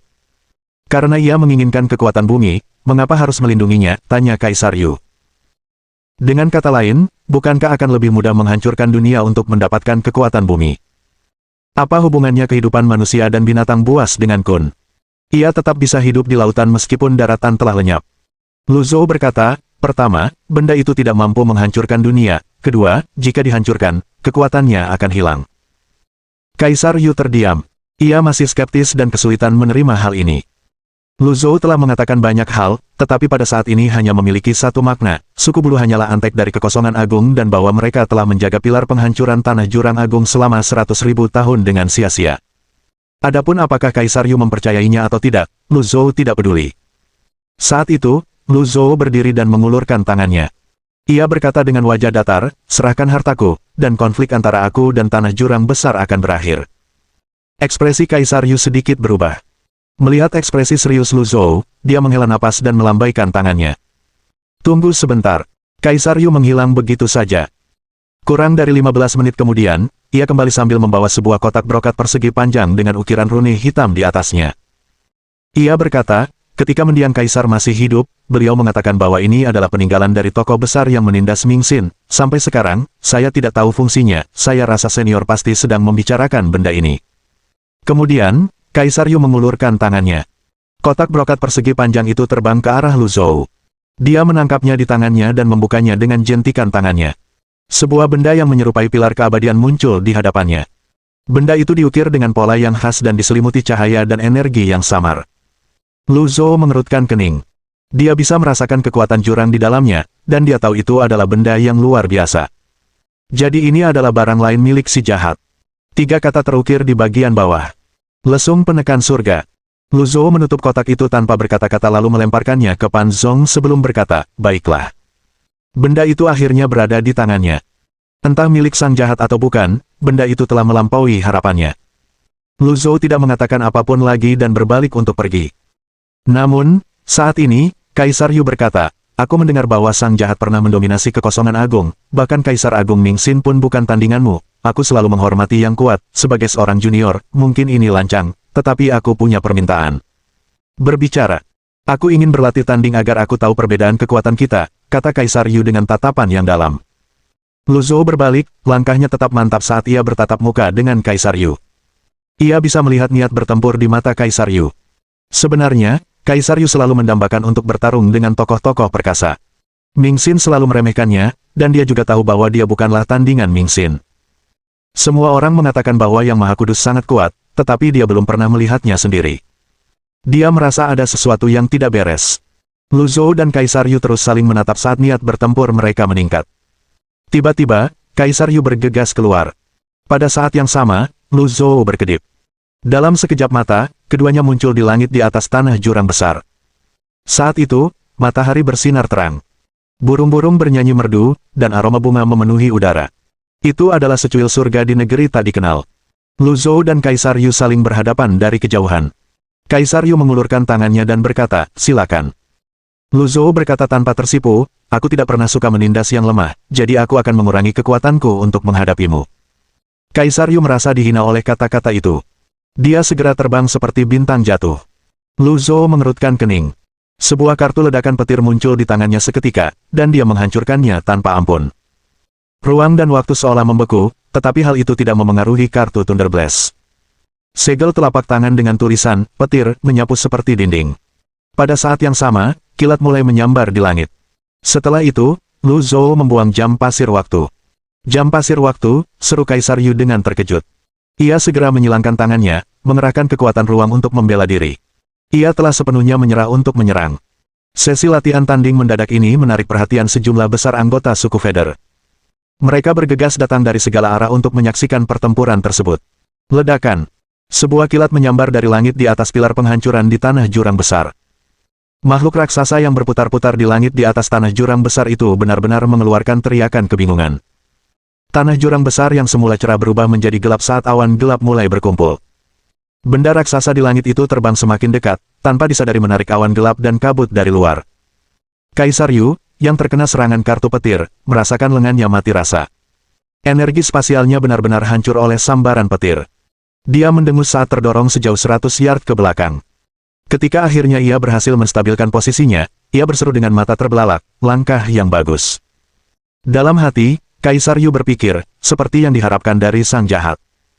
Dia tidak mudah bertindak, tetapi ketika dia bertindak, itu pasti dan tanpa ampun. Kaisar Yu menjadi semakin waspada saat menatap Lu Zhou. Lu Zhou tampak tanpa ekspresi. Seolah-olah dia sama sekali tidak peduli dengan Kaisar Yu. Kaisar Yu tidak yakin. Sekali lagi, dia melesat seperti bintang jatuh, menembus angkasa. Sekarang setelah kultivasi Luzhou meningkat pesat, harga kartu serangan mematikan telah naik menjadi 100.000 poin jasa, dan dia tidak memiliki banyak poin jasa yang tersisa. Dia berpikir dalam hati, lupakan saja. Luzhou mengerahkan kekuatan dari kitab suci dan menyalurkannya ke jam pasir waktu. Setelah itu, sejumlah kecil kekuatan Dao ilahi menyebar ke segala arah dalam bentuk lingkaran cahaya. Setelah itu, semuanya membeku. Luzhou muncul di atas Kaisar Yu hanya dalam sekejap mata. Kemudian, dia menghancurkan kartu serangan mematikan biasa. Sebuah pusaran besar muncul di langit seketika. Makhluk raksasa itu kembali mengeluarkan teriakan kebingungan. Seolah-olah ia dapat merasakan betapa dahsyatnya kekuatan itu, ia dengan cepat terbang lebih tinggi ke langit menjauh dari pertempuran. Setelah itu, sebuah pilar cahaya yang memancarkan percikan listrik turun dari pusaran dan menghantam Kaisar Yu. Ledakan. Ketika waktu kembali berjalan, Kaisar Yu merasakan seluruh tubuhnya mati rasa seolah-olah dia telah disambar petir yang mengerikan. Pilar cahaya itu telah menembus jantungnya dan menyebabkan mutiara jiwa ilahinya terlempar keluar. Luzhou mengalahkan Kaisar Yu hanya dengan gerakan ini. Para anggota suku bulu merasa sulit menerima hal ini. Mereka semua berseru kaget. Yang mulia. Kaisar Yu menatap Luzhou dengan tak percaya. Ia merasa sangat tidak nyaman. Apakah perbedaan kekuatan mereka begitu besar? Mutiara jiwa ilahi itu mengelilingi Kaisar Yu 3 kali sebelum kembali ke tubuhnya. Kemudian, mutiara itu mulai menyembuhkan luka-lukanya. Luzhou tentu saja tidak terkejut dengan hal ini. Lagi pula, dia tidak berencana untuk membunuh Kaisar Yu. Setelah waktu yang tidak diketahui lamanya, Kaisar Yu akhirnya kembali tenang. Lalu, Luzhou bertanya dengan nada datar, apakah kamu masih ingin melanjutkan? Kaisar Yu menarik napas dalam-dalam. Meskipun dengan berat hati, ia tetap berkata, aku mengakui kekalahan. Luzhou melesat dan menghilang dari langit, muncul di hadapan orang-orang dari paviliun langit jahat. Kemudian, dia berjalan keluar dari tanah jurang besar. Di sepanjang jalan, para anggota suku bulu secara otomatis mundur ke samping, membuka jalan baginya. Tidak ada yang berani menghentikannya. Lagi pula, bahkan Kaisar Yu pun dikalahkan olehnya. Siapa yang berani menghentikannya? Bab 1589. Seorang murid pengkhianat, 1. Setelah orang-orang dari paviliun langit jahat pergi, Kaisar Yu mendarat. Ekspresinya tidak begitu baik, tetapi karena posisinya, dia berusaha tetap tenang. Setelah menstabilkan energinya yang kacau, ekspresinya perlahan membaik. Jika Kaisar Yu tidak mengeluarkan mutiara jiwa ilahinya tepat waktu, akan sulit untuk memperbaiki hatinya yang hancur. Banyak anggota suku bulu adalah setengah manusia dan setengah binatang buas. Karena itu, mereka memiliki kemampuan penyembuhan diri yang kuat dan pertahanan yang hebat. Selain itu, mereka juga memiliki banyak hati. Dengan tingkat kultivasi Kaisar Yu, sebagian besar akan merasa sangat sulit untuk menghancurkan tubuh dan jiwanya. Pada saat itu, seorang pejabat di samping Kaisar Yu bertanya, Yang mulia, apakah dia benar-benar sang jahat? Kaisar Yu melesat dan kembali ke aula. Pejabat itu tampaknya mengerti sesuatu dan kembali ke aula juga. Kaisar Yu berkata dengan tenang, dia bukan yang maha jahat. Pejabat itu bertanya dengan skeptis, bagaimana Anda tahu, Yang mulia? Kaisar Yu menjawab, tanah jurang besar adalah garis pertahanan terakhir dari kekosongan besar. Ming Xin paling menghargai pilar penghancuran tanah jurang besar. Karena itu, dia meninggalkan kristal pendeteksi yang dapat merasakan yang tidak suci. Sebelumnya, kristal itu tidak menyala. Astaga, dia benar-benar berani menyamar sebagai yang maha suci. Pantas saja Kaisar Agung Ming Xin mengumumkan kematian yang maha suci, seru pejabat itu. Setelah beberapa saat, dia bertanya dengan bingung, lalu, mengapa Anda memberinya alu penekan surga, Yang mulia? Kaisar Yu tersenyum. Pertama, barang itu memang bukan milikku sejak awal. Kedua, Great Void selalu menganggap diri mereka hebat, karena ada yang ingin memprovokasi mereka, maka aku akan memberikan barang itu kepadanya. Bukankah itu mengalihkan perhatian dari masalah, pikir pejabat itu dalam hati. Kemudian, dia berseru, Yang mulia bijaksana. Kaisar Yu menghela napas. Namun, aku tidak menyangka orang ini memiliki barang-barang milik yang maha suci, terlebih lagi, dia cukup kuat. Apakah dia seorang kaisar ilahi? Aku tidak mengerahkan seluruh kekuatanku, kurasa dia baru saja menjadi makhluk tertinggi, namun, serangannya cukup aneh. Saat itu, memang tampak seperti dia bisa menjadi kaisar ilahi, itulah salah satu alasan aku membiarkannya pergi bersama dengan alu penekan surga. Pembaruan oleh Kom. Lalu mengapa dia menyamar sebagai yang maha kudus? Ruang hampa agung dipenuhi oleh para ahli. 10 aula dan kuil suci pasti akan bergabung untuk menghadapi sang jahat. Mengapa seseorang mencari masalah dengan menyamar sebagai sang jahat? Si jahat itu terlalu terkenal saat itu, mungkin, dia ingin menikmati kemuliaan si jahat, siapa yang tahu apa alasannya. Pejabat itu bertanya lagi, lalu, apakah kita perlu melaporkan insiden hari ini ke Kekosongan Agung? Ekspresi Kaisar Yu langsung berubah muram begitu mendengar kata, laporan. Dia benar-benar tidak menyukai kata ini. Kekosongan Agung berada di atas. Tanah Jurang Agung berada di bawah. Tanah Jurang Agung selamanya terinjak-injak di bawah kaki Kekosongan Agung dan menatap ke arah Kekosongan Agung. Apakah ini benar-benar masa depan yang diinginkannya untuk suku bulu? Melihat perubahan ekspresi Kaisar Yu, pejabat itu segera menundukkan kepalanya dan tidak berani berbicara lagi. Para penghuni Paviliun Langit Jahat, yang telah meninggalkan Tanah Jurang Besar, masih belum pulih. Ketika mereka tiba di hutan, sebuah suara menyadarkan mereka. Semua orang menoleh ke arah suara itu dan melihat seorang pria bertopeng berdiri di bawah pohon. "Siapakah kau?" tanya Pan Litian dengan suara berat. "Saya ingin berbicara dengan ketua paviliun Anda, semua orang harus pergi," kata pria bertopeng itu. Lu Zhou memberi isyarat agar semua orang menunggu dan terbang sendirian. Ketika tiba di depan pria bertopeng itu, dia bertanya, "Ada apa, Jie Jinan?" Jie Jinan terkejut. "Tidak mungkin, bagaimana kau bisa mengenaliku? Aku masih bisa mengenalimu meskipun kau telah menjadi abu." Alih-alih mengingat penampilan seseorang, dia mengandalkan kemampuan penciumannya. Selain itu, di negeri Jurang Besar, satu-satunya orang yang memiliki hubungan dekat dengan Paviliun Langit Jahat adalah Jie Jinan. Sebelumnya, Jie Jinan pernah muncul dan membantu Lu Zhou. Tidak mengherankan jika dia muncul lagi. Jie Jinan menggaruk kepalanya dan berkata, "Aku bahkan menemukan topeng untuk diriku sendiri." "Ada apa?" tanya Lu Zhou. Jie Jinan melirik orang-orang di Paviliun Langit Jahat sebelum berkata, "Aku tidak menyangka kalian masih hidup, kukira kau dan Kaisar Tu Wei telah tewas bersama. Saat itu, aku bahkan tidak bisa tidur selama beberapa hari." "Mengapa kau membantuku?" tanya Lu Zhou. Jie Jinan menatap Lu Zhou dan berkata, "Kulturmu berkembang cukup cepat, sayangnya, waktunya belum tepat, namun, aku dapat memberitahumu bahwa aku bukanlah musuhmu." Lu Zhou menatap Jie Jinan tanpa berkedip. "Bukankah itu sudah jelas? Apakah salah jika aku mengambil kembali apa yang menjadi milikku?" tanya Lu Zhou. "Tentu saja, itu tidak salah," kata Jie Jinan, "itulah sebabnya aku diam-diam mengembalikan barang-barangmu." Lu Zhou mengerutkan kening. "Tas langit luas dan jantung kehidupan Gou Chen. Bukankah alu penekan surga itu milikku?" Meskipun Lu Zhou telah melihat ingatan sang jahat melalui kristal ingatan, ingatan itu tidak terlalu detail. Jie Jinan menepuk pahanya dan bertanya, "Kaisar Yu benar-benar memberimu alu penekan surga?" Pan Zong dengan bijak melemparkan kotak brokat persegi panjang itu. Berderak. Saat tutupnya dibuka, terlihatlah alu penekan surga. Mata Jie Jinan membelalak begitu melihat alu penekan langit. Dia terbatuk hebat sebelum berkata, kau bahkan berani memeras alu penekan langit dari Kaisar Yu, kau." Lalu, dia bergumam, "Terlalu sombong, terlalu angkuh, tidakkah kau takut sejarah akan terulang?" Lu Zhou menyadari bahwa tindakannya kali ini agak mencolok dan berlebihan. Namun, beberapa hal harus dilakukan dengan cara ini agar dia bisa mencapai tujuannya. Akhirnya, dia berkata tanpa nada, "Tidak ada yang maha suci di dunia ini, jadi mengapa aku tidak bisa menjadi yang maha suci?" Bab 1590. Seorang murid pengkhianat, 2. Bukankah kau adalah yang maha suci sejak awal? Jie Jinan berkata dengan pasrah, "Kembalinya kau kali ini pasti akan menarik perhatian Kekosongan Agung, jangan gegabah melawan 10 aula atau kuil suci kali ini." "Apakah kau meremehkan aku?" tanya Lu Zhou. Jie Jinan sedikit terkejut.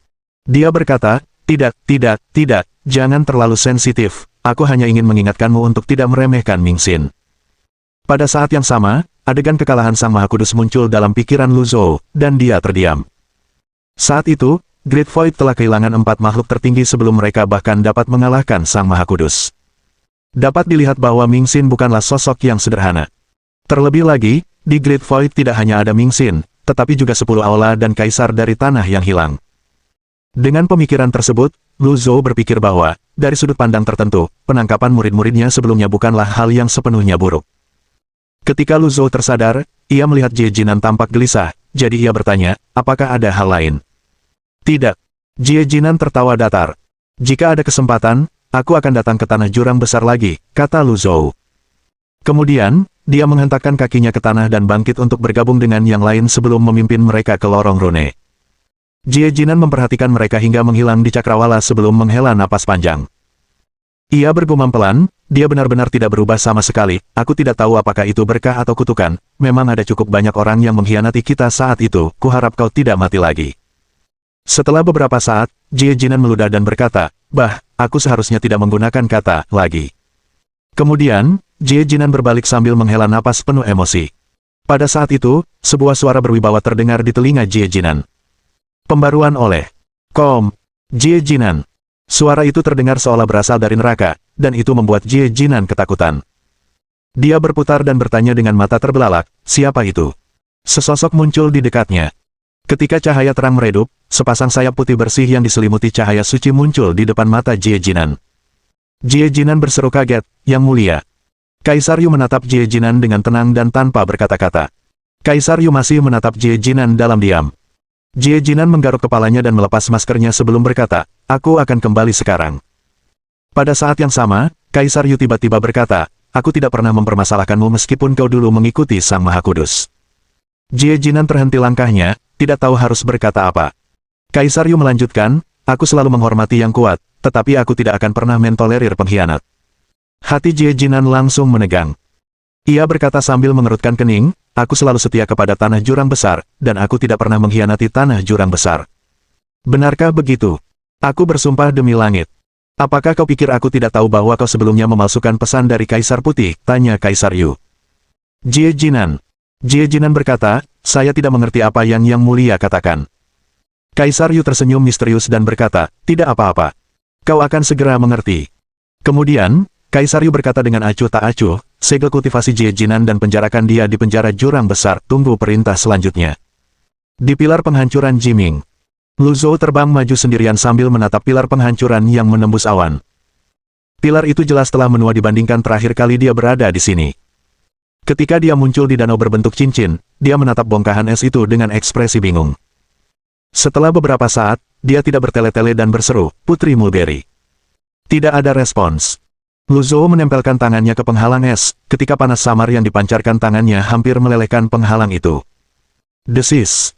Sesosok wanita berbaju panjang bergegas turun dari puncak penghalang es dan menyerang. Lu Zhou mendongak dan menangkis serangan itu dengan tangan kosong. Dor, dor, dor, dor, dor, dor. Air terciprat ke langit sebelum melesat ke segala arah seperti anak panah air.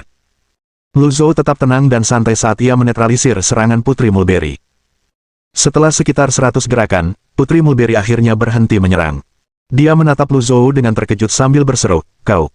Lu Zhou berkata dengan tenang, sudah 100 tahun, dan kau masih bersembunyi di balik penghalang es. 100 tahun telah berlalu, dan kultivasimu telah meningkat begitu pesat. Orang akan selalu berkembang, jawab Lu Zhou. Kaulah yang menghancurkan pilar itu, aku harus berjaga-jaga, kata Putri Mulberry. Untuk mencegah langit runtuh, Lu Zhou mendongak ke arah penghalang es yang megah itu. Dia telah membentuk penghalang es setinggi itu untuk membantu menahan langit dan mencegahnya runtuh. Siapa yang tahu apakah itu akan berhasil, tetapi dia merasa agak takjub dengan caranya. Mengapa kau di sini lagi, kau tidak ada urusan di sini, tanya Putri Mulberry. Lu Zhou bertanya terus terang, di mana Kaisar Merah? Di mana dia, tanya Lu Zhou lagi. Ku bilang, jangan sebut-sebut namanya padaku. Putri Mulberry semakin marah. Apakah kamu sangat membencinya? Aku membencinya. Lu Zhou mengangguk. Putri Mulberry berpikir sejenak sebelum berkata, dengan wajah seperti gadis kecil yang mudah tertipu, kalau begitu, kau harus segera menemukannya, dia berada di Laut Api Selatan. Laut Api Selatan. Kakek Wei Yang, Kaisar Azure, mengatakan bahwa orang itu mungkin akan berangkat ke kekosongan besar dalam beberapa hari, kau harus bergegas, kata Putri Mulberry. Mohon dukungan dari omom ante-ante sekalian, buat subscribe atau sharekan novel Mimin ke Facebook kalian, agar channel Mimin bisa terus berkembang. Dengan begitu, Mimin bisa lebih semangat untuk up novel seru lain ke depannya. Buat teman-teman yang sudah subscribe dan sharekan novel Mimin, Mimin ucapkan terima kasih sebanyak-banyaknya. Sekiranya teman-teman menghadapi masalah video diputar dalam bahasa Inggris, coba tukar kepada bahasa Indonesia original melalui cara ini. Semasa mendengarkan, pencet tombol setting di atas kanan video, pilih audio track dan tukar bahasa.